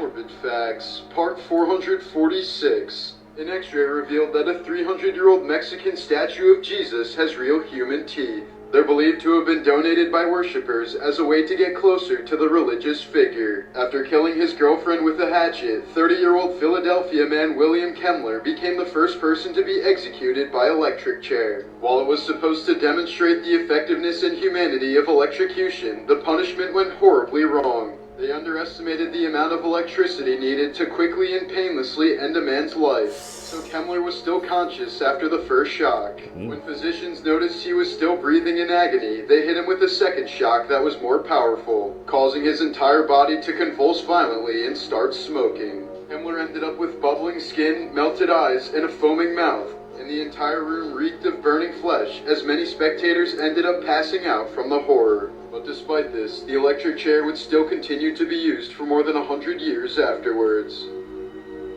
Once you introduce something to society, it's hard to put that genie back into the bottle. This This mysterious creature was captured on a trail cam. At first, it looks a lot like a wolf, but looking more closely, the front legs appear to have elongated fingers, unlike any species of dog or wolf. The face, in particular, the nose and teeth of the creature appear almost human-like. Could this be a rare sighting of the mythological creature known as a werewolf? In folklore, a werewolf is an individual who can shape-shift into a wolf, either purposely or after being placed under a curse or a bite from another werewolf, with the transformation occurring on the night of a full moon. Terrifier 4 will be the last movie Werewolf confirmed? That's what everybody online is saying, and you guys could not be more wrong. Damien Leone coming out yesterday saying, look, I don't have a definitive answer on how many movies we're going to make, but I personally want to make 1 to 2 more. Rest assured, the ending will be epic and terrifying. Now look, fam, we've seen this before. We know this all too well. On top of the fact that Terrifier 3 made over $18 million made on a $2 million budget. I don't ever want people to look at Terrifier as a money grab, but as long as the movies are pumping and doing insanely well at the box office, the saga ain't ending. And that's not a hit at them at all, because I absolutely love the franchise and I love this movie. But all in all, you have to think about it. When money is involved, things will be made. As I said, we've seen this before. My only fear is that Art the Clown is going to turn into a glorified poster boy, pretty much like Jason and Michael. We got way too many movies. They all continue to overlap with the reboots and this person making it and that person making it. And in my personal opinion, made kind of a mockery of the whole entire franchise. Granted, some movies are good, some of the reboots are good, but everybody puts their own twist on it. We don't need another twist on Art the Clown. We do not need another person playing Art the Clown. David Howard Thornton is Art the Clown. If anybody else ever plays Art the Clown, it's not going to be the same. Damien Leone's the director, no one else. I'm hoping Art the Clown doesn't turn into another Jason and Michael, but it might happen. This couple in California So just 5 would set up movies, that's fake it? bikes, wait until somebody would steal it, and then beat them up with baseball bats and record it and post it onto YouTube. This happened all the way back in 2020, and they really did not like bike thieves, apparently. This happened in Fresno, California, and they would brag about it to their neighbors. Even crazier, they wouldn't even bother to call the police after they assaulted them or when they caught the thieves. They really just wanted to beat them up with these metal baseball bats. Apparently they were victims of break-ins and home invasions and then theft. They then decided to take the law into their own hands because they thought nothing was really getting done for them. Now obviously the YouTube videos have since been taken down. That's kind of how they got caught, because of YouTube and the bragging to their neighbors. 4 victims have come forward, but the police say there's probably more. Because honestly, who's gonna admit, yeah, I was stealing a bike and then I got beat up? Both suspects were charged and put into jail, but they bailed out after. The neighbors did admit there's also a high crime rate in that neighborhood for some reason. Neighbors that just moved there said their car was broken into like the first day they were there. But let me know what you guys think about the story. Were they right to do this or not? Most people... Yeah, but they ain't right or they're in the wrong, man. Because like you said, who's going to come to the cops and be like, yeah, I got beat up because I was stealing the bike. It's like, I guess, all that crime just like push them to the edge, man. They became some vigilantes, bro. The vigilante period, man. Taking the law to their own hands. But they posted it on YouTube and was bragging about it, so they was bound to get caught. But were they in the right or were they in the wrong? That's going to be an interesting topic down below. People believe these 3 things will save your life. They don't. Let's pretend that you're on vacation with some friends in this cabin, and you hear on the news that there's actually a killer on the loose in the woods surrounding your cabin. What do? Instinctively, you're going to want to ditch your friends and just start running into the woods. No shoes, no weapons, no cell phone, no sense of where you're going. But that's actually a terrible idea because the killer is in the woods, and you'd be putting yourself more in harm's way, not less. So you decide to stay put, and then you remember that your friend drove you all to the cabin in their brand new Lamborghini that was working like 5 minutes ago. So why can't you just pile into that and drive away to safety? The problem with that is anytime you're in a cabin in the woods and there's a killer on the loose around your cabin, even if it's a brand new car, it's not going to start. So don't even go out and try it. You're just sitting in the cabin doing nothing when all of a sudden you feel like someone could be watching you and you want to turn around and make sure no one is. Don't turn around, because if you do, the killer will magically appear behind you. Is that true? Forbidden live streams. Hi, my name is Ethan, and we are about to be talking about a dark topic. The first live stream ever was made in 1993, and the first crime ever live streamed was in 2008, and that was the Akihabara massacre. But as you guys know, being that the dark web was made in 2000, I'm sure that there was other crimes live streamed long before 2008. Hundreds of crimes featuring murders, R-word, trafficking, SA were all streamed via YouTube, dark web, Facebook, Instagram, and so many more. What is even more chilling about these live streams is some sites, more on the dark web, have an actual membership program, and that's basically where people pay to watch others just be utterly tortured. Needless to say, live streaming as a whole can be a great platform unless it gets into the wrong person's hands. Disney princesses without Look makeup. what happened. Elsa.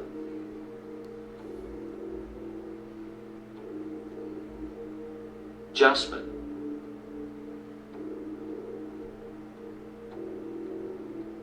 Snow White. When I was a kid, I didn't even think about it, but yeah, but they were wearing makeup. Tiana. Black on crack. Mulan.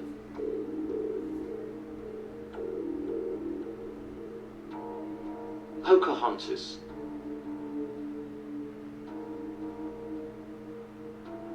Cinderella.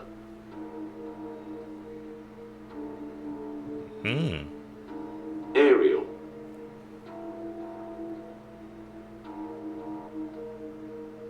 Belle. Belle, what princess is she? I don't know about her.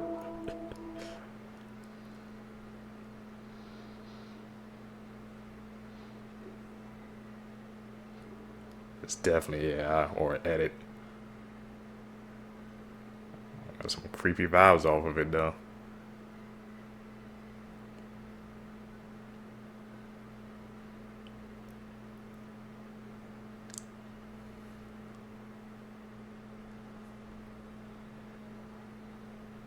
Nah, get that kid away from that evil spirit. We don't do that. People with the most unusual skin color. 1. Lola Chuo. Lola Chuo is a teen with very dark skin and striking doll-like features. 2. Nastya Zhitkova. Nastya Zhitkova is a Russian model with albinism who has very pale skin and hair. 3. Connie Chu. Connie Chu is the first albino fashion model and is originally from Hong Kong. 4. Ralph Souffrant. Ralph Souffrant is a model from Haiti with very dark skin and natural freckles. 5. Koudia Diop. Koudia Diop is a model from Senegal who has extremely dark skin and is called the Melanin Goddess. 6. Winnie Harlow. Winnie Harlow is a Canadian model with vitiligo, which causes white patches on her skin. 7. Amina Ependieva. Amina Ependieva is a Russian girl with albinism and heterochromia, different colored. In the sky. You can't tell me this is not an island in the sky. My God. What is that? I don't know. Is that heaven bleeding through to our reality? Or another dimension? Or is it just a mirage? That's insane. What is that? The more you zoom in, the more it looks like little trees on this piece of land. Or this could be a portal that is showing a distant land in some other universe. As always, let me know what you think in the comments. Stay weird. There's some crazy history you didn't learn in school. At one point, the US was planning to detonate a nuke on the moon just to show off during the space race. Hitler, Stalin, Trotsky, and Tito were all living in Vienna at the same time in 1913, all unaware of what was about to unfold over the following decades. North Korean archaeologists once claimed that they found a real unicorn lair. In 1835, the United States had no national debt, and that lasted for 1 year. There is a Titanic monument in Washington, D.C. that was funded by women for the men who died so that women and children could survive.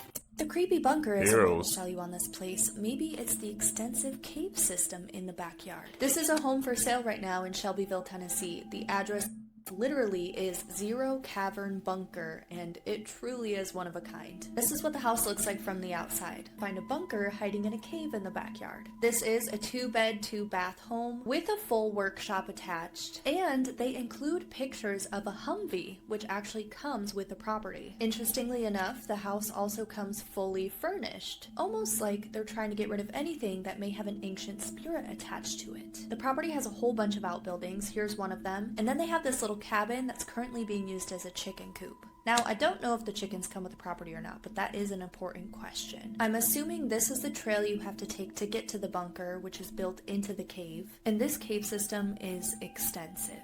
I mean really extensive. In the listing description, it says that it covers 60,000 square feet. Damn. Just think of all the exploring you could do here. They also say that all other entry points into the cave system have been blocked off with over 10 tons of steel, which is kind of terrifying to think about. My imagination just runs wild with this place. Imagine the spooky seances you could host here. I'm pretty upset that they don't show you what the inside of the bunker looks like, but with all of the property they have, with all of the outbuildings and the cave system, Halloween parties would go so hard here. Everyone always talks about Annabelle, but there are so many other terrifying objects inside of the Warren Museum. Like their shadow doll that can be used for curses. Also follow along if you want me to go through more of their collection. Now, according to the Warren files, the origins of the shadow doll are a little murky, but the story goes that a couple found it inside of an antique shop and brought it home with them. And immediately they started noticing that something was wrong with it. They would wake up in the middle of the night with mysterious scratches and bruises all over their body. And also, the closer they looked at it, the more they could tell that it was made with real human and animal materials. Like you can see here, it has black crow feathers all around its head, but it also has one real human tooth lodged inside of its mouth. They also realized that this doll can be used to perform curses. If you take a picture of it, print out the photo, write someone's name on the back and mail it to them, that is how you do the shadow doll curse. And what this basically does is that person will then start having nightmares about the shadow doll, and when the shadow doll is in your dreams or nightmares, that is how it can kill you. Now, I talked about this doll in this episode that I did over the summer on Annabelle's whole curse tour that she was doing, but this is one of the objects from the Warren Museum that they take on tour, so you can go see this thing out in the wild. But yeah, while everyone's focused on Annabelle, there's other really freaky things that are inside of that museum. Stay away from that. CEO has just made a fatal mistake. So on Thursday night, a very famous Polish tennis player was signing autographs for fans and attempted to give his cap to a young boy in the crowd. That's when a fully grown man snatches it to the disbelief of the boy and then hides it in his partner's bag. And boy, was that a mistake. Because as soon as this clip went viral, the internet didn't just identify the man and then absolutely scorch him online, but they also found that he is a CEO of a paving business, and then they started raining down hellfire in the form of bad reviews. Now, the Polish CEO has since deactivated all of his social media accounts, and according to the tennis player, Camille, the CEO has since attempted to apologize to the boy and his family. And this all actually has a pretty happy ending, because instead of just getting the hat, Camille went out of his way to find the boy and then give him a replacement and even more gifts. So, for any CEOs watching, lay low. This is not your time. Y'all, what the fuck is going on with The Rock, Dwayne Johnson? When you're looking at this picture, the first thing that comes to your mind is like, it's AI, right? Or this man look like a wax figure. But nah, y'all, this is a real picture. I'll show y'all the video. Y'all, this is really real. Look at him. Do that look like The Rock to you? Nah. I understand that he's 52, 53 years old. I get it. Everybody ages. But bruh, he was just like 200 and something pounds. Right here, he looked like he a $190. Y'all, this was not too long ago. Look how big he was. Now look right here. Is he sick? I'm hearing they said this man lost over 100 pounds, y'all. He really went from this to this. Why would this man lose 100 pounds? What the fuck? I can see 50 or something, but 100? That's why this man looking sick like this? I'm not used to seeing this, y'all. My boy Strange Zone pointed it out to me, and I was just like, what the fuck? I've been seeing this man since WWE, WWF. And I'm like, what the F? Floating? I think people just gotta get used to his new appearance, man. I mean, when he dropped down, I guess all that muscle, yeah, you're gonna look different. So I'm about to say, and he said he's 55 as well, so probably couldn't, I guess, keep up that workout routine. Just gonna take a while to get used to, man. Around social media all day today, there has been nothing but talk of the absence of Donald Trump. Everyone is saying he hasn't been seen for days. And this all seems kind of not like Donald Trump, because he's been running rampant for the past 6 months nonstop with things every single day on his calendar. And as you can see here, President Trump has gone dark. his schedule was wiped through the weekend. And this is a look of the schedule of the White House that they put out from Friday all the way through Saturday into Sunday. There is absolutely nothing planned with the president. And there is ever-growing speculation being fueled by the J.D. Vance interview that he did when he went on TV, where he claimed that he is ready to take over as president if, God forbid, there's a terrible tragedy with Donald Trump. And a lot is also being made of the fact that Labor Day is coming up on Monday here in the U.S., and there is nothing planned or nothing scheduled with Donald Trump. So I guess my question to you is he just enjoying a 3-day holiday weekend like most are in the U.S.? Or is there more to this? And was this taken out of context or was just an answer to a question? Let me know your thoughts in the comments, and as always, I'd love to hear from you. Pickpocketers. We're gonna find out soon. New York and play in New York, you gonna stay in New York. So a European pickpocketer thought he was gonna come to New York and start pickpocketing people, and now he missing. My thing is, the last pickpocketing situation just went viral. You see that people in America do not play with pickpocketers. So this very unintelligent pickpocketer apparently pickpocketed the wrong person. They're saying that police went to his room, hotel room that is. He had items that he stole from everybody, but he's not there. For one, you already know the cops not rocking with you. Number two, you probably got your ass beat. And worse, if you didn't get your ass beat, you in one of these rivers over here. And I'm gonna say this again, just like I said last time. I don't think people from other countries understand how Americans get down. We do not play that pickpocketing shit. You will get your ass beat. And then we're in New York. You did this shit in New York. The melting pot of melting pots, where anybody and everybody is walking around with an attitude. And you say, you know what? I'm gonna steal something today. And somebody else is like, yeah, you stole something, now I'm gonna whip your ass. Or worse. So most likely, 9 times out of 10, if this person is missing, man, they might not find him. Stay out of New York with the bullshit. Stay out of America with the bullshit. For real. You're at Walmart. Take heed to his words. No, Don't get me started. Listen to this. Okay, so he knows. You're about to convert me into a non-Walmart person, and I've been Walmart ride or die for my whole life. Yeah, dude. Okay, so Walmart really put in the muscle to make all these self-checkouts, you know? So firing a ton of staff and stuff. Saving so much money. Yeah. The whole idea is, right, is like you're going to save a lot of money because you don't have to hire staff. It's just self-checkout. They lost records amounts of money. Record amounts of money. In theft? Yes. Yeah. Like, it was like last quarter was like 300 million or something. Damn. Probably even more than that. But now they're coming out with, it's called Walmart Plus. So basically, you pay $98 a year in order to be able to use the self-checkout. They think they're Amazon. Like, what? What do they do? That's not gonna work. Going on? We're paying you to work for you? Yeah. That makes no sense. Dumbest thing I've ever heard in my life. So like, here's an idea, because they can't just like get rid of it. The investment they put in it. The investment, but also like getting more staffing and that's where the future's going. Like they're not going backward. No, Michael Jordan. Who is paying $98 a year to use the self-checkout in Walmart? That's crazy. I haven't even seen that yet.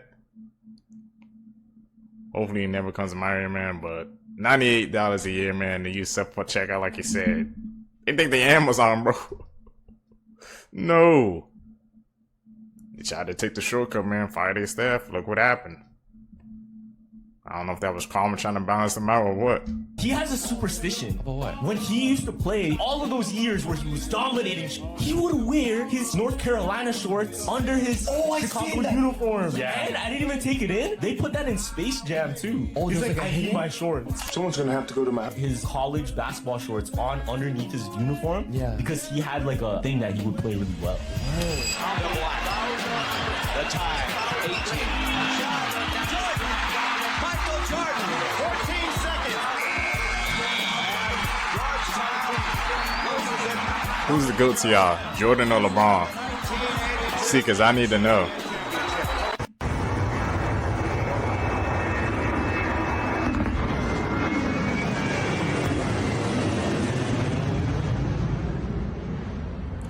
What is up with these planes? Y'all saw that? Yeah, I don't know what Hollywood represents. It comes from the holly tree. Back in ancient times, what was the holly tree used for? The wood of the holly tree was used to craft wands. And what is a wand used for? We all seen Harry Potter is used to cast spells, weave spells, conjure things. And when they wanted to cast spells on a massive scale, they would use like mediums, they would use psychics, people like that. And usually mediums, psychics, they would have crystal balls. The crystal ball was not always clear. Sometimes it was black. Look it up. There's black crystal balls. And the black ones are actually more potent. Keep that in mind. But fast forward to nowadays, and we all have these black reflective screens in our hands. These black reflective screens in our houses. And we use the black reflective screens in our houses to watch channels. Back in the day when they used to cast spells, they were channeling them to people. And we also have TV stations where we're watching broadcasting. And they're called TVs, televisions. So they're telling you a vision like a crystal ball. But they also tell lies to your vision because not everything you see on these motherfuckers is real. When you peep the English language, this shit kind of wild. See, when you be studying too much stuff, you really don't look at life the same anymore. Not even trying to hide it anymore. Crazy. Giving out these awards, this guy named Noel McDonald came out on the stage and literally started exposing the truth in plain sight, while the crowd started laughing uncomfortably like he's just joking. Check this out. Who has something very important to say. My name is Johnny Two Feathers. While you enjoy tonight's show, I want you to think about something. The spot where you're sitting, every square foot of ground in this country was stolen from my ancestors. And after you stole it, you them. There's nothing funny about the extermination of a people. This is where the audience just kept laughing and he kept going on exposing truth before having to go off stage. The theater stinks of blood, all I have to say. Two Feathers, everybody. Johnny Two Feathers. Give him a wave, Johnny.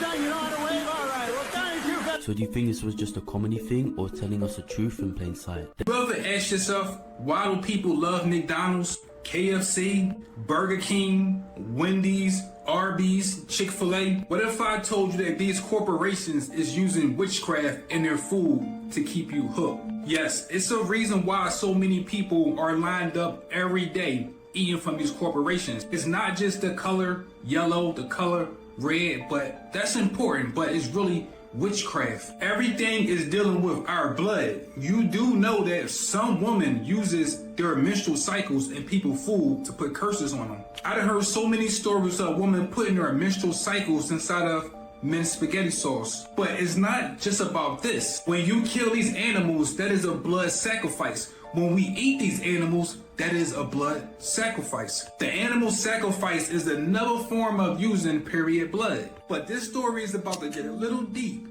Stay with me. We are dealing with a spiritual parasites known as the archons. We can't see these life forms, but they can see us. They know this planet is like a farm. We eat the beasts and they eat us. You hear about these kind of parasites all the time, right? Parasites, worms in our stomach. We should do a parasite and worm detox. We hear about this shit a lot. But what we don't hear about is the spiritual parasites we can't see. They are the ones that set up these fast food restaurants. We think we are eating food, but we are really eating death. Everything is dealing with magic and witchcraft. When you use herbs and seasoning, that is witchcraft or a potion. They even have certain spells you can use for health, success, courage, and it's all dealing with seasonings. The reason why you love this food so much is because they put a season or a spell on it. Everything in this reality is dealing with magic or breaking bread. If you ever do a ceremony or a ritual, what do you use? Sage, incense. Well, if you use the right combination, you can make a magic spell. These fast food restaurants came up with the right recipe and they made a magic spell. That's why they said, let your food be your medicine. These seasonings can heal us. This is not just food.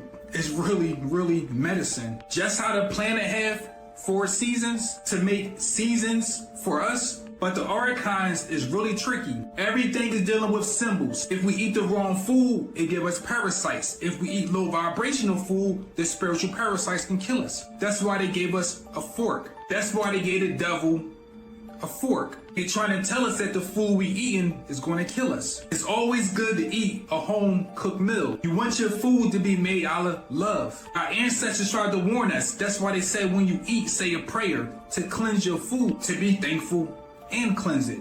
Our energy is connected to our intentions. So if we have good intentions, our food can be healed. But when you go and buy fast food, think about all the people that's fucking mad that they gotta make this food. That energy is going into...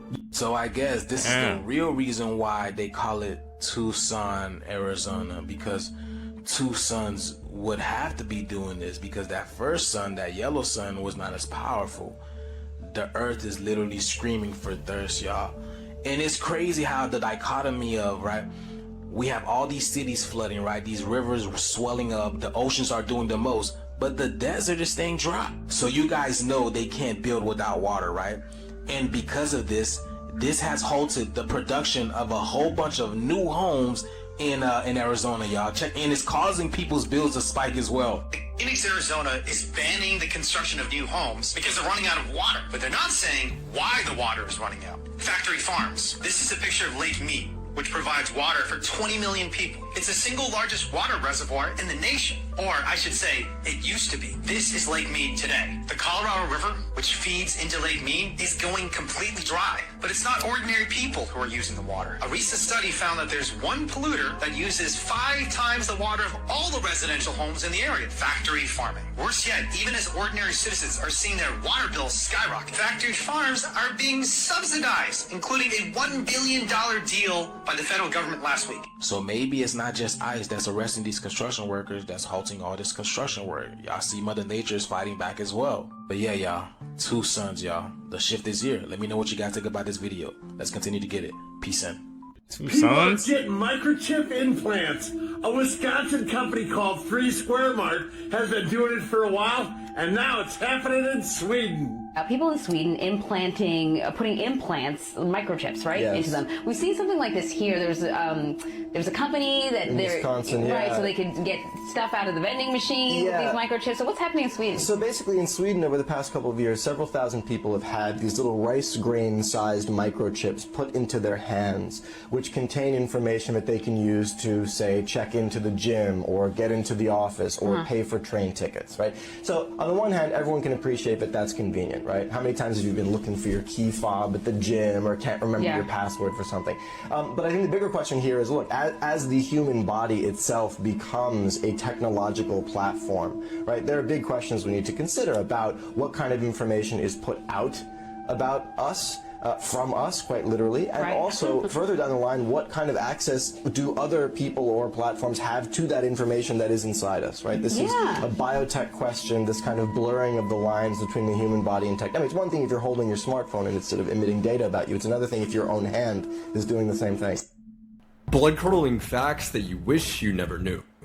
Part 32. Running an underground toddler fight club. The women instructed at least 6 children to have full-on fistfights. The most isolated place on the planet is a little dot in the Pacific Ocean called Point Nemo. It's the furthest spot from any kind of land, and the closest civilization is 1,000 miles away. In 2019, filmmakers hired 3 young-looking actresses to pose as 12-year-old girls for a documentary about online predators. Over the next 10 days, they received a combined 2,458 messages from sexual predators. Sarcasm is actually illegal in North Korea. In 2007, a woman died after drinking a little over a gallon of water in 3 hours. And she did it in order to win a Wii.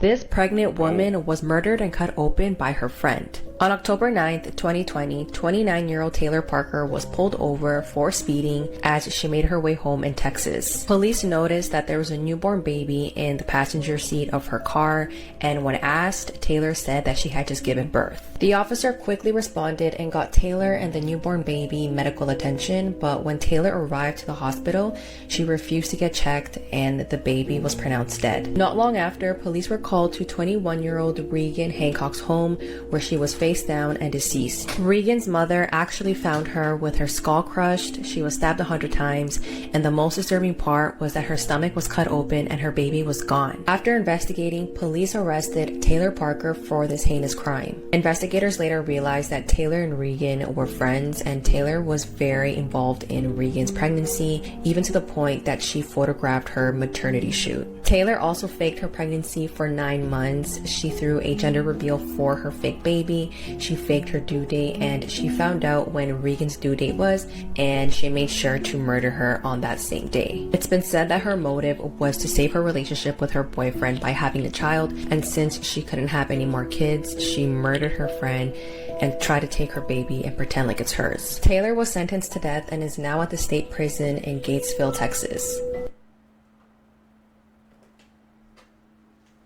A farmer's pig gave birth to this human baby, but when doctors scan its DNA, they immediately call the police. On a small farm located deep in the Cambodian forest. 10 quick fire facts you didn't know that could save your life one day. So sit down, shut up, and listen. Trust me, favorite this video so you can come back to it at any point if you need it. When a dog wags its tail, it doesn't always mean that it's being friendly. It can actually mean the opposite. Never mix bleach and ammonia because this can make a poisonous gas. If you're ever sinking in quicksand, lie down face up. This will disperse your weight, stopping you from sinking. If you're in a crowded space, make a mental note of all the exits. If a service dog ever comes up to you without its owner, follow them immediately. You could save someone's life. If you're about to get run over by a vehicle, jump and try and swoop yourself up onto the hood, rather than fall into the ground. If your airplane crashes into water, do not inflate your life jacket until you are outside of the plane, because if the plane starts to fill up with water, you'll get trapped inside and won't be able to get out. When you're booking a ticket for a flight, book a middle seat in the back of the plane. If an alligator grabs you, good luck. No, I'm kidding. Shove your fingers in its nose. This breaks its airway seal, allowing water to flush in, and it has to let you go. Now send this to literally anyone because you could save their life one day. Yo, Edmond!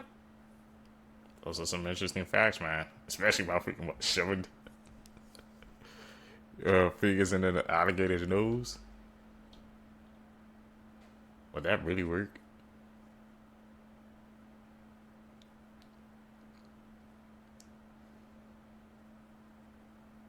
Where he at?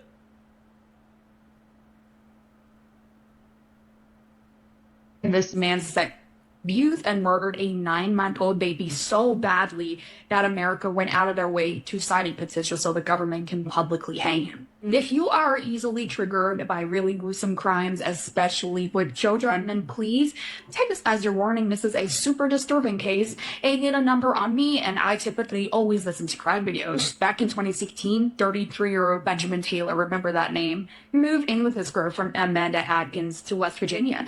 Now, Amanda had recently had a baby. Her name was Emily. She was a very happy, lovable baby. She was only 9 months old at the time. Within 1 month of moving in with this man, oh my God, I can't just listen. So it's around 4 a.m, and Amanda had woken up to, probably the bathroom, check on her baby. So when she goes to the crib to check on Emily, she looks aside and Emily is not in her crib. She is a 9-month-old baby. She is not just gonna up and walk off. Amanda's mommy instincts kicked in like this. She knew that Benjamin was just gonna come and take her baby. He had just moved in. So she's running around the house looking everywhere for Emily. Now, she ends up in the basement. When Amanda took that last step going down towards the basement, all she saw was Benjamin. 75 passengers lost their lives after this pilot let his children in the cockpit. On March 23rd, 1994, an Aeroflot aircraft was flying from Russia to Hong Kong when the airplane tragically crashed. Only a few hours into the flight, one of the pilots allowed his 2 children who were also on the flight to enter the cockpit so that they can see how everything operated. The pilot's 16-year-old son Elder and his 12-year-old daughter Yana had the opportunity to sit in the pilot's seat and play around with the aircraft's controls. Of course, autopilot was on, so this was not supposed to be dangerous. Well, at least that's what he thought. The pilot told his son Elder that he can turn the plane to one side so he can experience what it was to fly a plane. Unfortunately, this disabled autopilot. The pilots were unaware that the plane began turning, but once they noticed, the plane had steepened to almost 90 degrees. The plane started to quickly descend while the pilots tried to figure out what was wrong. And there's actually an audio recording of how everything played out, and you can hear the fear in these pilots' voices. The plane ended up crashing on a mountain in Russia, killing all 75 passengers on board. After investigating, they said that the cause of the crash were the children who were playing with the controls in the aircraft. And it was said that if the pilots had left the controls alone rather than trying to fix them manually, the plane would have corrected itself. People are saying you're... That's why you don't let kids into the cockpit of the airplane, man. That was tragic. favorite celebrities are hanging out with a witch. As you can see, this woman is pretty friendly with a lot of celebrities. A$AP Rocky, Kim Kardashian, Kanye, even the Migos. But why are they so deeply connected with this woman? Her name is Michelle Lamy, and it says she's a fashion designer, film producer, etc. But she's also married to Rick Owens, who is known as the Dark Lord of fashion. Look, here she is even wearing his head as a purse. Oh, and she's very close to Marina Abramovich, whose art is a little demonic. I mean, she once threw a party with a human-shaped cake. I kid you not. Look at this. But I don't know. What do you guys think? Is this just a connection for fashion, or is there something more darker going on? And make sure you guys hit that follow button, because my next video will blow your mind. How rare is your body compared to the rest of the world? Favorite and comment on this video if you have any of these. First up, only 4% of people have Raynaud's syndrome. This is when part of your body, typically your fingers and toes, start to turn white when they're exposed to low temperatures. Only 16% of people can make a roaring sound in their head using their jaw. Now you can do this because you can control a small muscle in your jaw. Only 35% of people globally have 20/20 vision. That means 2/3 of the population cannot see perfectly. 10% of people are left-handed. As well, studies show these people typically live shorter lives. Only 5% of people globally have tongues that are tied. This is when your tongue is tied to the bottom of your mouth and typically will impact speech and eating. And probably the wildest one of all, only 11% of people in the world have brown hair. Yo, Elon! Really? And what you're looking at here is the greatest gift the Hmong people have given us, other than Sunny Lee. This is the Hmong dog, or the Hmong bobtail dog, or as I call him, the meow wolf. Because if the question is cat or dog and you can't commit, a puppy cat might be in your future. The pride of the Hmong people of Southeast Asia was forged in the mountains of Vietnam, likely while the Hmong pieced out of China for reasons. Some say this dog was a result of Chinese bobtails getting nasty with Vietnam jackals, and the resulting Hmong dog was used for hunting and guarding. Now you might ask what this cat dog could possibly guard you from other than low dopamine. Well, they're a lot tougher than you think, and they've been used by Vietnamese police as sniffing dogs, so if you try to bring some BS into their borders, you will have to see a professional snitch about it. Another thing is that their hunting history means they do not rock with cats, and yeah, that just sounds like a dog thing, but their prey drive means a cat can breathe, and a Hmong pup will take it personally. It'll go from cat to casualty real fast, and for a dog that looks feline in the face, that's probably why they're on site. They clock the fake, and one thing they don't tolerate is an imposter among us. But obviously, if you socialize them and know what you're getting into, they can be a great addition to your house. You might even get a Zui. Zui is a Hmong dog that went viral for... well, I mean, how could this raccoon corgi not? Also, correct me if I'm wrong, I just might be, but apparently his name means raccoon. God bless this benevolent loaf of bread. And shout out to the Hmong people for baking him, the more you know. You look like the Doge dog, bro. Y'all know what I'm talking about? Looks exactly like it.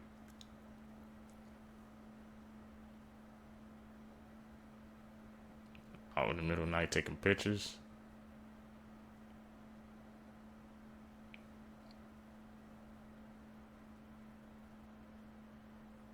Listen to this crazy history that you didn't learn in school. A serial killer in New Orleans stated that he would kill again, but would spare the occupants of any place where a jazz band was playing. On that night, all the clubs reached capacity. Amateur bands played jazz music at hundreds of different house parties, and there were no murders. I think this guy was probably a big fan of jazz and just knew what he was doing to get more of it, I guess. From the year 1264 to 1827, anyone who received a Master of Arts degree from Oxford had to swear that they would never forgive Henry Simonis. But by 1608, no one knew who he was or what he had done. Before his acting career, Christopher Walken worked as a lion tamer in a circus at the age of 16 years old. He later said that he took that job because it was just too unique to pass up. The most significant temperature change in 24 hours happened in Loma, Montana in 1972, when the temperature rose by 103 degrees from negative 54 Fahrenheit to 49 degrees Fahrenheit. This is a 1950s ad for new homes with a pool costing $9,800.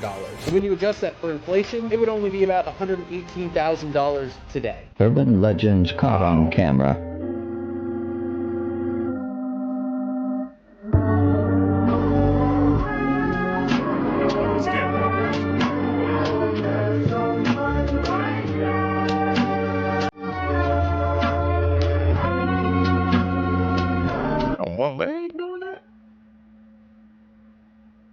things humans were never meant to see. Okay, first, this is how much pollen is actually in a tree. I can feel a sneeze coming on just watching that video. Bet you didn't know that beluga whales actually has knees. I'm pretty sure this is how the myth of the mermaid started. Don't quote me on that. Okay, we've all seen an alligator outside of the water, right? Well, this is what it looks like under the water. Who would have known? But honestly, it makes it seem a little less unscary. Okay, now everyone remembers the Teletubbies, right? No, not your ugly neighbor next door. Not her. Well, this is what it looks like without having their heads on. Finally, this is how an octopus walks on land. This is genuinely horrifying. Never show me that again. Things that only exist in Japan. First, these are square watermelons. They're expensive and shaped by special equipment on farms. There's plenty of unique Kit Kat flavors in Japan. From chili, wasabi, roasted corn, sweet potato, soy, watermelon, and a bunch more. Buildings will often have parking for umbrellas. You know, just like they do for bikes. Traffic lights will actually turn blue instead of green. There's a restaurant chain for canned food, and some places just won't have the number 4. I don't know why. Like buildings will skip the 4th floor and just go straight to 5. Or items just won't be sold in packs of 4. They actually have really cool high-tech toilets. Some functions include playing music and warm water and also heated seats. I need that. Automatic doors are a common feature in cabs. Oh, and also capsule hotels. They're just rooms that just have a bed and TV. Would you stay there?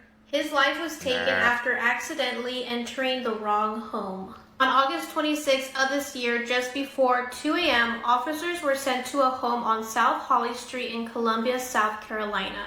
Those officers were called for a suspected home burglary. As officers were responding, the emergency call was then upgraded to a shots fired call. The officers found a victim on the front porch deceased with a gunshot wound to his upper body. The victim was identified as 20-year-old Nicholas Anthony Donofrio. Nicholas actually lived on the same street where the shooting happened, and he just accidentally entered the wrong home when he was shot. The police said that the shooter was a man who lived at the home, but they were not going to release his name since he was not going to be charged in this case. Nicholas had graduated high school in 2021 in Madison, Connecticut.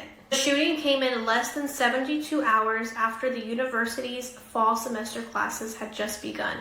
These two insane parents held their 13 kids captive for years. David and Louise Turpin lived with their 13 kids in the Texas suburbs. They registered their house as a school so they could teach their kids from home, but other than that, they seemed like a normal family from the outside. The kids were seen playing in their front yard all and even played with the neighbors from across the street. But the neighbors began noticing some strange behaviors, like the kids marching in a circle at night and digging through the neighbor's trash. One night, the neighbor found the Turpin's oldest daughter running down the street frantically as if she was trying to escape something. So the neighbors picked her up and drove her back to her house, assuming she was mentally unstable due to her weird behavior and her dirty appearance. After that, the parents decided to move to this house in Oceanside, California. But only a week later, police received a phone call from a 17-year-old saying she had just escaped her house and that her siblings were still being held captive. Within minutes, police arrived at the house, but you won't believe what they found inside. Stop scrolling because this has to be one of the scariest ghost stories ever. Just last month, a man died after claiming that a ghost was trying to kill him. The man was a Russian tourist staying in Thailand, and he reportedly fell to his death from the 9th floor of a condo. According to reports, he had approached a security guard on May 22nd, and what he told them was terrifying. He told them that he was being hunted by a murderous ghost with bulging eyes. After running all over the building, he ended up falling to his death from the 9th floor window. The guard later stated that the man was completely out of it. He kept saying that the ghost with bulging eyes was chasing him and trying to kill him. The guard said that he was terrified and running up and down the building like a madman. Another resident of the building claimed to have heard his screams just before the fall. They said that he was yelling in an awful voice, and that it was like something out of a horror film. The witness said that until the incident,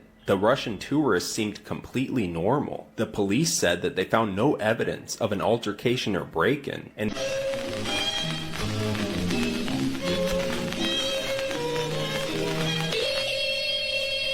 Who in there? Somebody in this damn room. Iron Eyes Yeast presents Light Out. Everybody, it's SeaWorld just got caught hiding a real mermaid. If you didn't know, there was rumors that SeaWorld was hiding a lab underground that had mermaids and an actual megalodon. And someone found something terrifying. So this man, David Seinfeld, decided to go sneaking around SeaWorld and see if he could actually find anything under the orca show tank, where the employees' area is. So that's where he looked. 30 minutes after looking in the area, he found a door that said employees only. When walking through it, he only came across a hallway. You know, the ones with the huge tanks over your head and the sharks and stingrays swim over? Nothing out of the ordinary, right? But then he got to a metal door. The sign said classified, no employees allowed. So of course he decides to go through it. He claims that there was a huge lab with 2 mermaids in it, swimming in what looked like a giant indoor tank. Now it didn't look like a normal mermaid. It had blubbery skin almost like a dolphin, webbed fingers, and these gill-like holes in its neck. And of course he took pictures and videos of it. If you want to see the footage, you can't, because this is just one big creepypasta. Send this to a friend if you want to prank them. What is one true crime case that you just can't stop thinking about? I always wonder what really happened to 6-year-old Catherine Corzilius. On August 7th, 1996, Catherine, along with her mom Nancy and her brother Chris, were out running errands. Catherine's dad was Paul Corzilius, who at the time was the tour manager for John Bon Jovi. That day was Paul's birthday, so they were all out looking for a present for him. They all lived on Elder Circle, which is a small neighborhood near Austin, Texas. When they got back to Elder Circle, Catherine wanted to pick up the mail from the community mailbox and then walk home. The mailboxes were only about 1/8 of a mile from their home, and Catherine had done this a few times before, so her mom let her. Catherine would take the shorter route home, while her mom and brother would take the longer route around Elder Circle. This way, they would be getting home at almost the same time. But once Nancy and Chris got home with still no sign of Catherine, Nancy sent Chris to go and look for her. But when Chris couldn't find her, Nancy started searching for her by car. Within minutes, they found her laying in the middle of the road on Elder Circle. She was unconscious but still breathing. According to Nancy, she didn't want to make her daughter lay on the hot pavement, so she picked her up and took her to the hospital. Little Catherine suffered from a fractured skull and never regained consciousness. And sadly, she died later that day. Authorities initially thought that Catherine was a victim of a hit and run, but certain things didn't add up. Where Catherine's body was found was in an unusual spot. Her mom last saw her walking towards their house, but her body was found a little over a mile away from their home in the opposite direction that she was supposed to have gone. Catherine's body was actually found along the route that her mom and brother took to get home, and the autopsy only deepened the mystery. The autopsy showed that Catherine didn't die from a hit and run. Along with her head injury, she also had abrasions on her left shoulder, lower back, right hip, and her knees. The ME found that Catherine had either jumped, fallen, or was thrown from a moving vehicle. One theory investigators came up with was that Catherine maybe tried to hold on to the back of her mom's car on the drive home, but fell off. This would explain the location of where her body was found. But her family did not believe this, so they hired a PI. The PI noted that it was a really hot summer day, and at the time, Catherine's left thumb was broken and in a splint, so it would have been really difficult for her to hold on to anything. And it's likely her mom would have seen her in the rearview mirror. Catherine's family believes she was abducted and murdered. After her death, investigators brought in a canine unit that tracked her scent to a vacant lot 30 yards from the mailboxes, but it was lost after that. This sparked a theory that Catherine was approached by an attacker at the mailboxes, ran into the lot, was caught and thrown into a car, struck in the head, and then was thrown out of the vehicle where she was found. Nancy also stated that it appeared her daughter's body was laid out for her to find. Her hair was smoothed down, her clothes were straight, and her sandals were still on. Unfortunately, there's never been any answers in this case, and it's still labeled a suspicious death. John Bon Jovi wrote a song dedicated to Catherine called August 7, 415. And sadly, in March of 2020, Catherine's brother Chris, who grew up to be a police officer, was tragically killed in a car accident. Welcome back to Female Murderer TikTok. This one's about Nanny Doss. Buckle up. Nanny and her husband had 4 kids. 2 of them died back-to-back from poisonings. The husband was like, something ain't right, and then he took the kids and left. So Nanny gets remarried, kills him, buys a house and land with the insurance money, and is like, oh, I like this. She reunites with her daughter. Her daughter's like, hey, can you watch my baby for a little bit? And she's like, totally. And then the baby dies in like 3 days. And then it starts to get lethal. She marries her 3rd husband. He dies that year. Her mom breaks her hip and she's like, I'll take care of you. She's dead. Both of her sisters die in the same year in different towns, all while Nanny's visiting. She marries her 4th husband. He doesn't even make it a few months. Then she marries her 5th husband. She dies a month later. But finally, in that autopsy, they were like, there's a lot of rat poison in this guy. Did you do this? And then Nanny goes, yeah, I did that to all of them. So she gets life in prison, and before she dies, they interview her, and they're like, why did you do it? Was it for the money? And she goes, money? I was bored. That is a different type of demon, man. She said just because she was bored, she caused all that destruction. mind-blowing.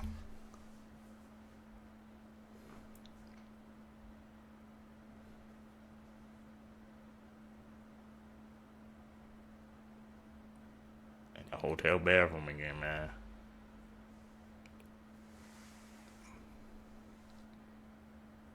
Gotta be careful.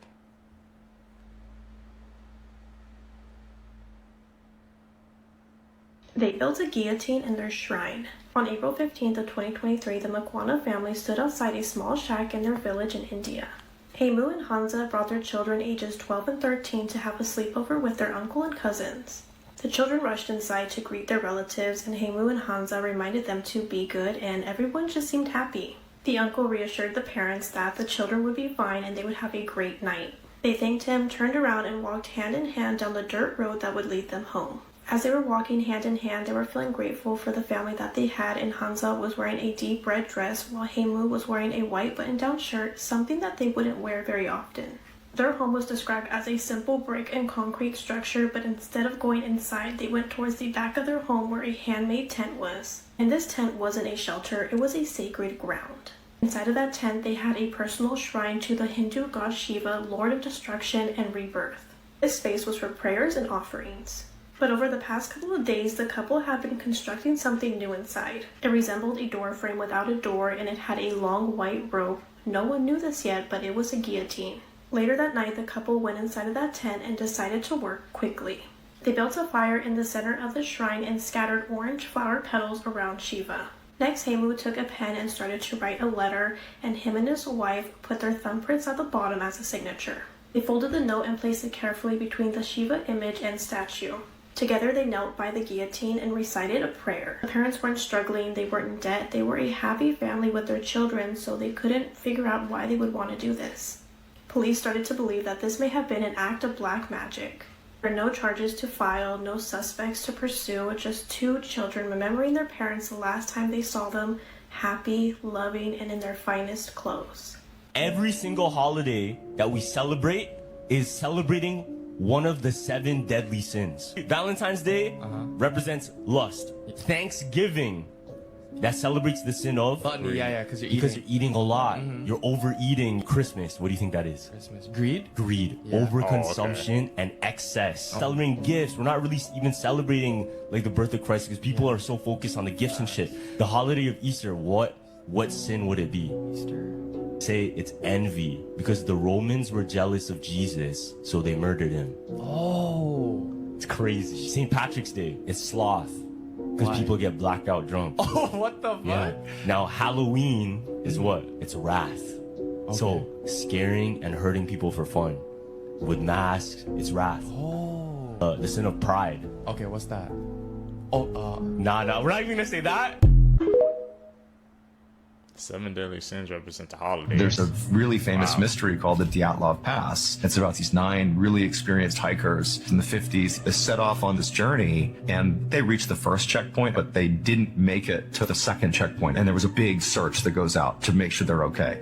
The army gets involved and they go and follow the route to find the hikers. And they come across these prints in the snow that led down the mountain. And some of the prints were bare feet, some had 1 shoe and 1 barefoot. And it's all 9 of the hikers, and they find 3 of the hikers, and they're all deceased, and there's one who's naked, there's one who goes up in one of the trees, and there's these deep gouges on the tree as if some animal had been scratching at this tree. There's more footprints that lead away from those 3, and the footprints lead where the other 6 hikers were, and they're all deceased as well. And the women were wearing men's clothing and vice versa. Some of their clothes had trace levels of radiation, and some of them had parts of their face removed, it looked like. Lips, nose, ears, it almost looked like surgical precision removal. There was a person in there who their chest had basically been caved in, but there's no sign of anything that could have done this damage. And suddenly the Soviet government says, we're going to shut this investigation down.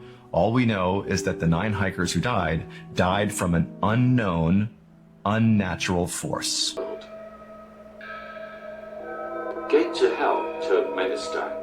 It's been burning for past 40 years, and no one knows when it's going to stop. Lake Natron, Tanzania. Due to high levels of salt contents, everything that touches the lake turns to pure stone. Oh. Surprising facts about every single country in the world, part 31. North Korea doesn't tax its citizens. Argentina once had 5 different presidents in 2 weeks. Bulgaria. No army ever has ever captured the Bulgarian flag in battle. Czechia is the most atheist country in the world. Israel developed voicemail technology. This mother listened as her daughter was mauled by a bear. On August 2011, a 19-year-old Olga Moskolyova went fishing with her stepfather at a river in the village of far eastern Siberia. This area is known for its significant bear population and it's home to one of the largest brown bears in the world. On this day, Olga called her mother and told her that she was being eaten by a bear. At first, she thought her daughter was joking, but then she heard the bears growling and chewing and she realized that this was real. Her mother then called her husband, which is Olga's stepfather, but little did she know he was already deceased. The story is that they were done fishing and were on their way back when they realized that they forgot something. So they walked back to the river and came face to face with a brown bear and her cubs. Olga's stepfather was attacked first and Olga tried to run away, but the bear caught up to her. While Olga's stepfather was already deceased, the bear came back several times to attack Olga until she was dead. But during the attack, Olga was able to call her mother 3 times, and during this call, she told her that she was being eaten by the bear and her cubs. She then ended the conversation by telling her mother that she loved her. The mother called police and they arrived to the location in about 30 minutes and they found the bear still eating her husband's body. Like I said, this area is known to have a lot of bears, so people usually bring protection with them, but it was said that Olga and her stepfather did not. Facts that will blow your mind. This is a tragic story, Seekers, man. You're getting eaten alive and you're calling your mom has to hear that. That's just devastating, man. To have the willpower, man, you're getting eaten alive by a bear to even make this call since she said 3 times. You're a strong person. Humans are the only animals that enjoy spicy foods. Potato chips cause more weight gain than any other food. It's impossible to hum while you hold your nose. The least interesting day in history was April 11th, 1954. Aldous Huxley and C.S. Lewis died on the same day as JFK. Bigger forks lead you to eat less. The longest living insect is the termite. Chewing gum after a meal reduces heartburn. Dogs can smell cancer. Bees can detect bombs. Follow and comment below which fact blew your mind. That dogs can smell cancer and bees can detect bombs? What the hell? Places that look more creepy at night.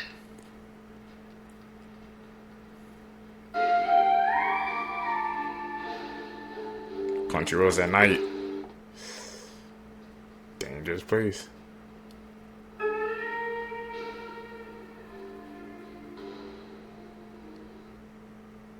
Playground at night. Some stuff go down there too. Through the window, by the window, that's where I'll be. Come tiptoe through the tulips with me. That was an edit. You gotta spot them out, man. When we see the edits, call them out. Especially, like I said, you can call them out down below, man, because I might miss some edits too. Let's help each other out, man. Here's some of the scariest unknown creatures caught on camera. Part 6. This drone footage captured in the deep parts of the Salt Fork Park in Ohio captures what may be evidence of the elusive Bigfoot. As the drone begins to land, pay attention to the thickets and tell me what you think. Okay.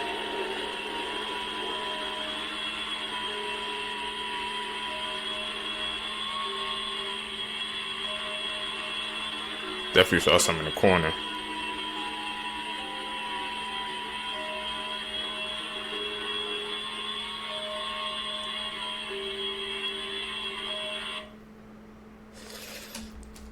Bigfoot, was he confirmed, man? You guys know we've seen a lot of sightings or Bigfoot and Sasquatch, but nobody has really able, I guess, been to, like, you know, hunker down and really confirm if it's true or not.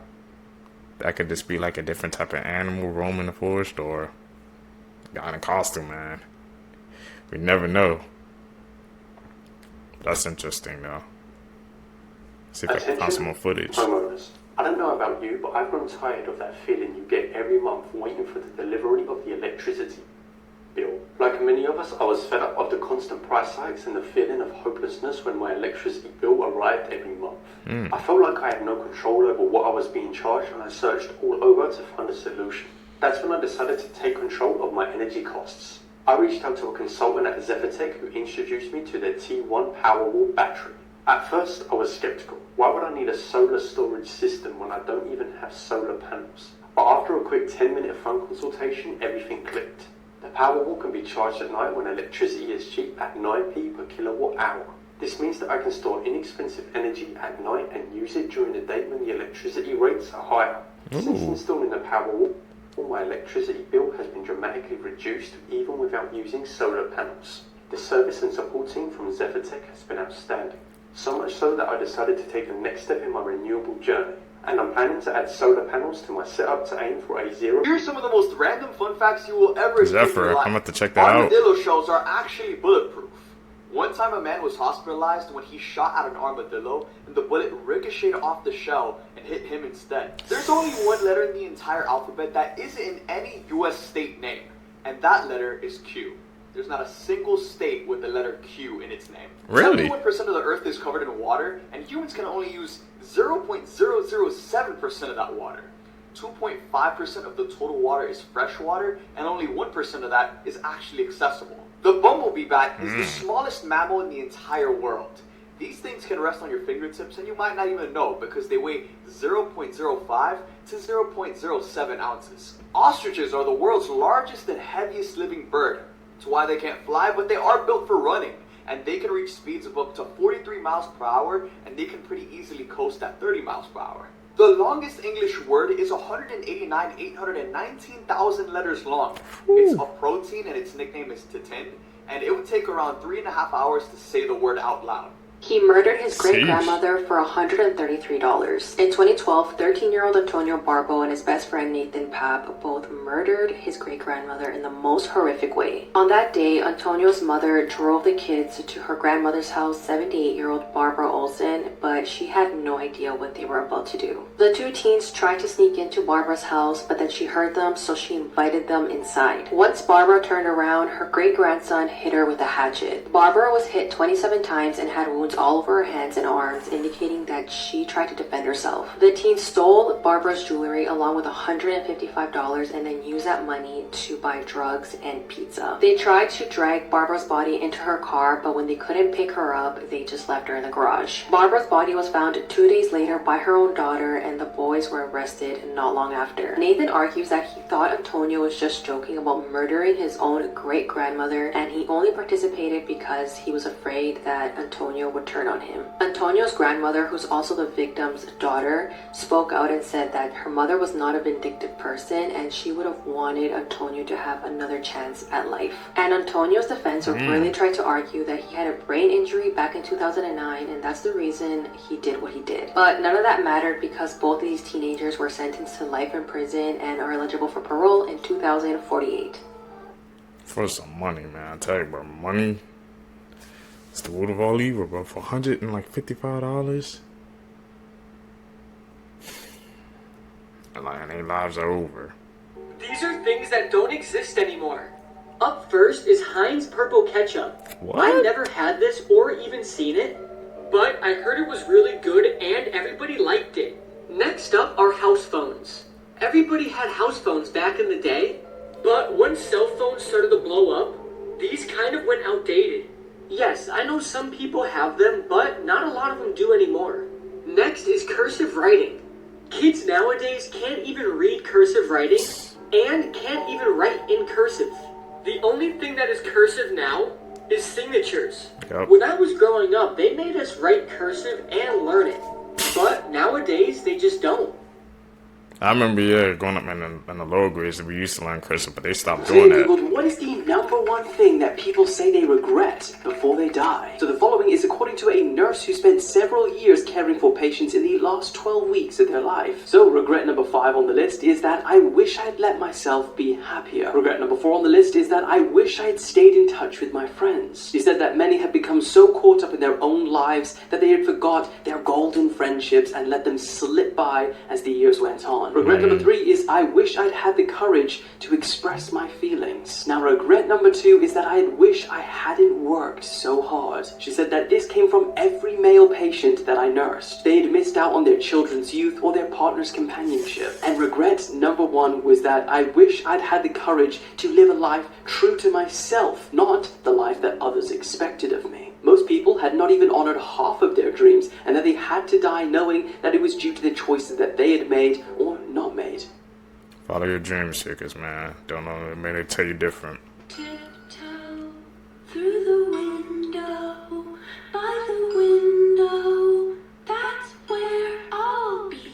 Come tiptoe through the tulips. What the hell? With me. The most historic case that has ever taken place in DC history is probably one that you have never even heard of. One of the scariest cases that I've read in a long time. This is the very true story of the Freeway Phantom.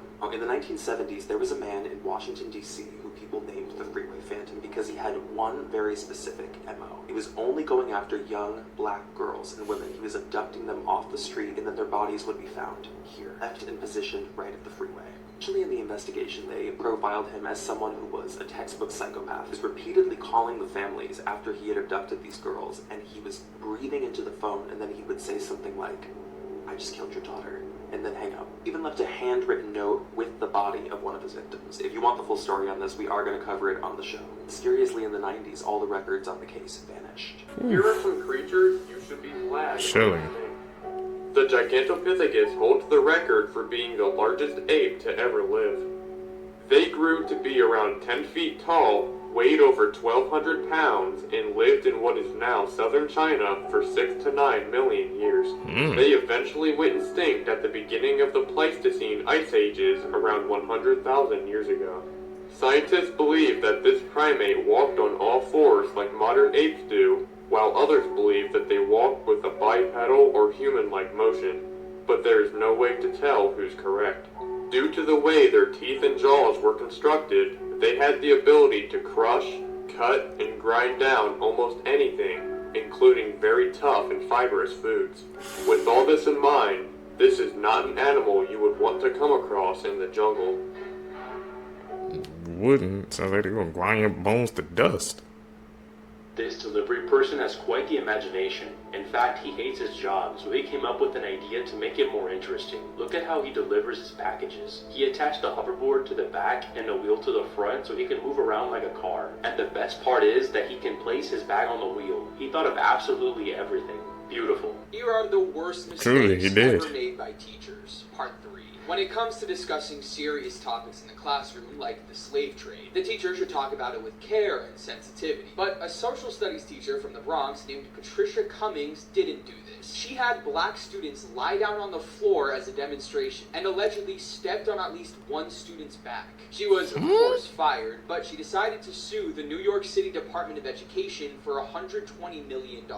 Next, an elementary school teacher from Wales named Elizabeth Davies was in charge of a group of students that had a good number of Bangladeshi students, and she complained that those students constantly smelled of curry and would spray them with air freshener. Needless to say, she was let go. And a teacher from Florida was so fed up with the disrupted students' behavior that she taped the student's mouth shut. She then tried making a point that what happens in her classroom stays in her classroom. Except then the story hit the local news and it became a sticky situation for her. Why do teachers think they can do, or some teachers think they can do things like that, and they just think they're gonna avoid the consequences, man? Like, they're kids, but obviously they're gonna tell their parents or friends. Somebody's gonna find out. That first story is crazy, man, how she made those kids demonstrate that, and then she tried to sue them for money. People be trying to sue you for the wrong things.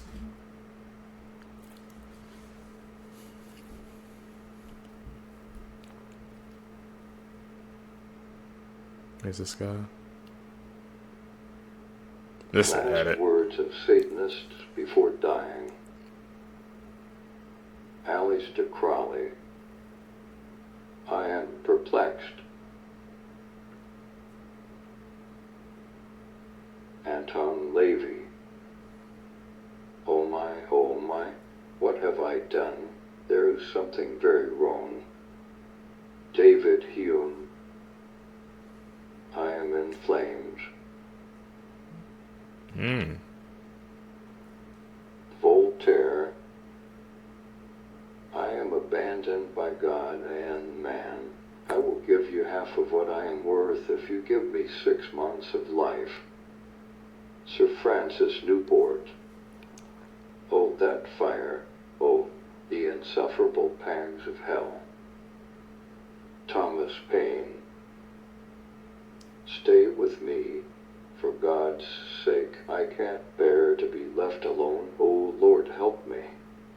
These are the world's freakiest land animals. In 2022, a TikToker named Caustica uploaded a video that showed a weird-looking creature running around his backyard. Once the video went viral, wildlife experts took to the comments to explain that it was a lesser blind mole rat.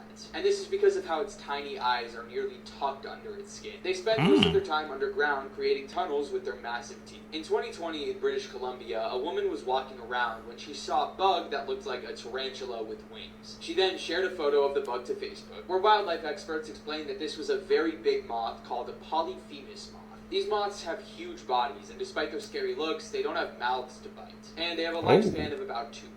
And in 2024 in Sydney, Australia, a TikToker named Blonde heard a weird tapping sound coming from her window at night, and she went to investigate. And what she found is like something out of nightmares. At her window, a bat was tapping on the glass, trying to find a way to escape the storm. And it stayed around until the next morning, where Blonde had to call a bat expert to come remove it. But this turned out to be a non-aggressive species of a bat known as a flying fox. And they only eat fruit or flowers. They also struggle to keep warm when they're wet, which explains why it was at her window. Now I just feel sorry for the little guy. This skier is about to do something terrifying. In fact, he's a world champion in skiing, and during his competitions, he developed a unique technique to go much faster and especially much further. Sorry, but I'm number one. Gliding. Like a Batman or something. The whole Nico Cardo avocado situation is completely fake and driving everybody insane. At least that's what a lot of people are saying on here. Let me explain. So yesterday I'm sure you saw this video where he revealed himself finally after a few months of not being active. And of course the majority of you remember him like this over the past few years making content across various platforms. Yeah. People are going crazy saying, how the hell is it possible he lost this much weight in between 2 and 7 months? Is it Ozempic? Is it, I don't know what's going on. Which has led many people to believe that these are actually all pre-recorded. Because this is what he used to look like 8 years ago. So people are saying that basically all that time ago he pre-recorded all of these videos ready to put them out and basically prank everyone. Especially many people cottoning on to the fact that he has this bird in this video, which he had a long time ago and apparently the bird died. But he said he got a new one.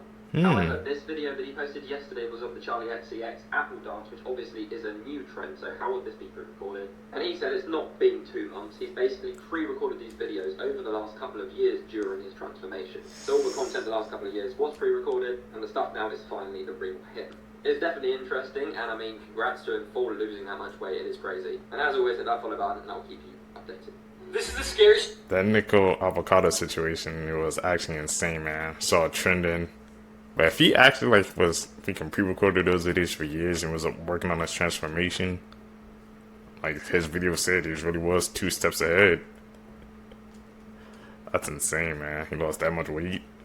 But to put your body through that, I couldn't do it. Story about the bath. Jennifer was sitting at her desk in her room. She was finishing up her homework when she suddenly got a text from a number she did not recognize. The text message said, "Take a bath and go to bed, it's a school night, Mom." Jennifer thought her mom's phone died, and she used somebody else's phone to text her. She already planned on taking a bath, so she undressed and grabbed a towel and walked into the bathroom. She stopped in her tracks and was surprised that the bathtub was already filled. "I guess my mom filled it in advance," she said. She then shrugged her shoulders and got in the bathtub. When she was in the bathtub, she became aware of a burning sensation all over her body, and it got worse and worse until she was crying. She then jumped out of the bath, but it was too late. The water was blood red, and the skin on her arms and legs were beginning to peel off. She was dripping blood and skin. She then picked up her phone to call the police, but there was a new text message waiting for her. It said, "Next time, bathe in water." Jennifer then heard laughter behind her, and standing there was a man holding an empty container of sulfuric acid. Oh. Before hiking this trail, there is Careful. a warning sign that states if you have difficulties passing through the 2 posts, you should not continue. People have been calling nature fat-phobic and that it should be widened for plus-sized people, but the sign is warning people that the canyon is very narrow to avoid anyone getting harmed. What do you think? These are human body parts Fat-phobic? that may disappear in the future. First up is body hair. Originally, it protected ancient humans from harsh weather conditions. However, over time, with modern clothes and changes in environmental conditions, human body hair has significantly decreased and continues to do so. Many scientists believe it might eventually completely disappear. Next are wisdom teeth. They used to serve an evolutionary purpose for ancient humans who had much rougher diets and needed more chewing power. But our diets have softened and our jaws have become increasingly smaller. As a result, they have no space to properly grow in, and many people need to have them surgically removed. Many babies are now being born without wisdom teeth, and scientists believe this will eventually be the standard. Finally, we have male nipples. Everyone starts as female in the womb, and before the Y chromosome kicks in for males, nipples have already formed. When the baby becomes male, the prolactin levels decrease, making the male nipples non-functional. So while it's debated, some scientists think they'll disappear. No more male nipples? That's freaking a crazy image to think about, bro. Here's a list of historical facts that will mess with your perception of time. The last execution by guillotine in France happened after the first ever Star Wars premiered. What? The corporation Nintendo, that was formed the same year that Starry Night was painted. By Vincent van Gogh. The Roman Empire fell in 1453. And America was discovered 40 years later in 1492. Those 2 points in history are miles apart in my head. In 1861, Italy became an official country. And in 1886, Coca-Cola was invented. They were probably serving Coke at the 25-year anniversary of Italy itself. Rosa Parks and Harriet Tubman, both prominent female figures in the civil rights movement, were alive during the same time. Like for a few months, but that's still crazy. In 1686, Isaac Newton came up with the 3 laws of motion. And in 1692, the Salem witch trial started. We were doing so well with science. And then we were just like, oh no, these women are witches actually. John Chow hired 2 fishermen to take him out to this little island in the Indian Ocean. The next morning when the sun came up, John asked the fishermen to take him in a little bit closer, but the fishermen refused. So John puts a kayak in the water and he begins paddling into this island. He sees someone come out of the forest who has their face painted yellow. They all start looking at each other and they start screeching and running down the beach towards John. John stands there until they come all the way up to him. They don't shoot him with arrows, but they take his kayak. And then at some point, a child pulls his bow and arrow out and fires a bow directly at John. And he was holding a Bible, and he stopped the arrow with his Bible. And at that point, John is like, okay, I gotta go. And he jumps in the water, and without a kayak, has to swim a mile to get back to the fishing boat. And so the next day, he told the fishermen he wanted them to drop him off, and he would swim in, and he wanted them to leave and be completely out of sight. And so the fishermen drop him off, and they leave. The next day, when the fishermen come back to collect John, they see these people dragging his body by a rope. No one knows exactly what happened to John, how they killed him, but it's too dangerous for anyone to go back and retrieve his body, and so his body remains at North Sentinel Island. The few hundred people that live on North Sentinel Island that were responsible for killing John Chow, they're referred to as the Sentinelese, and they are unbelievably primitive. The Sentinelese want only Sentinelese on that island. No one else can be there. If you're not a Sentinelese and you try to go to their island,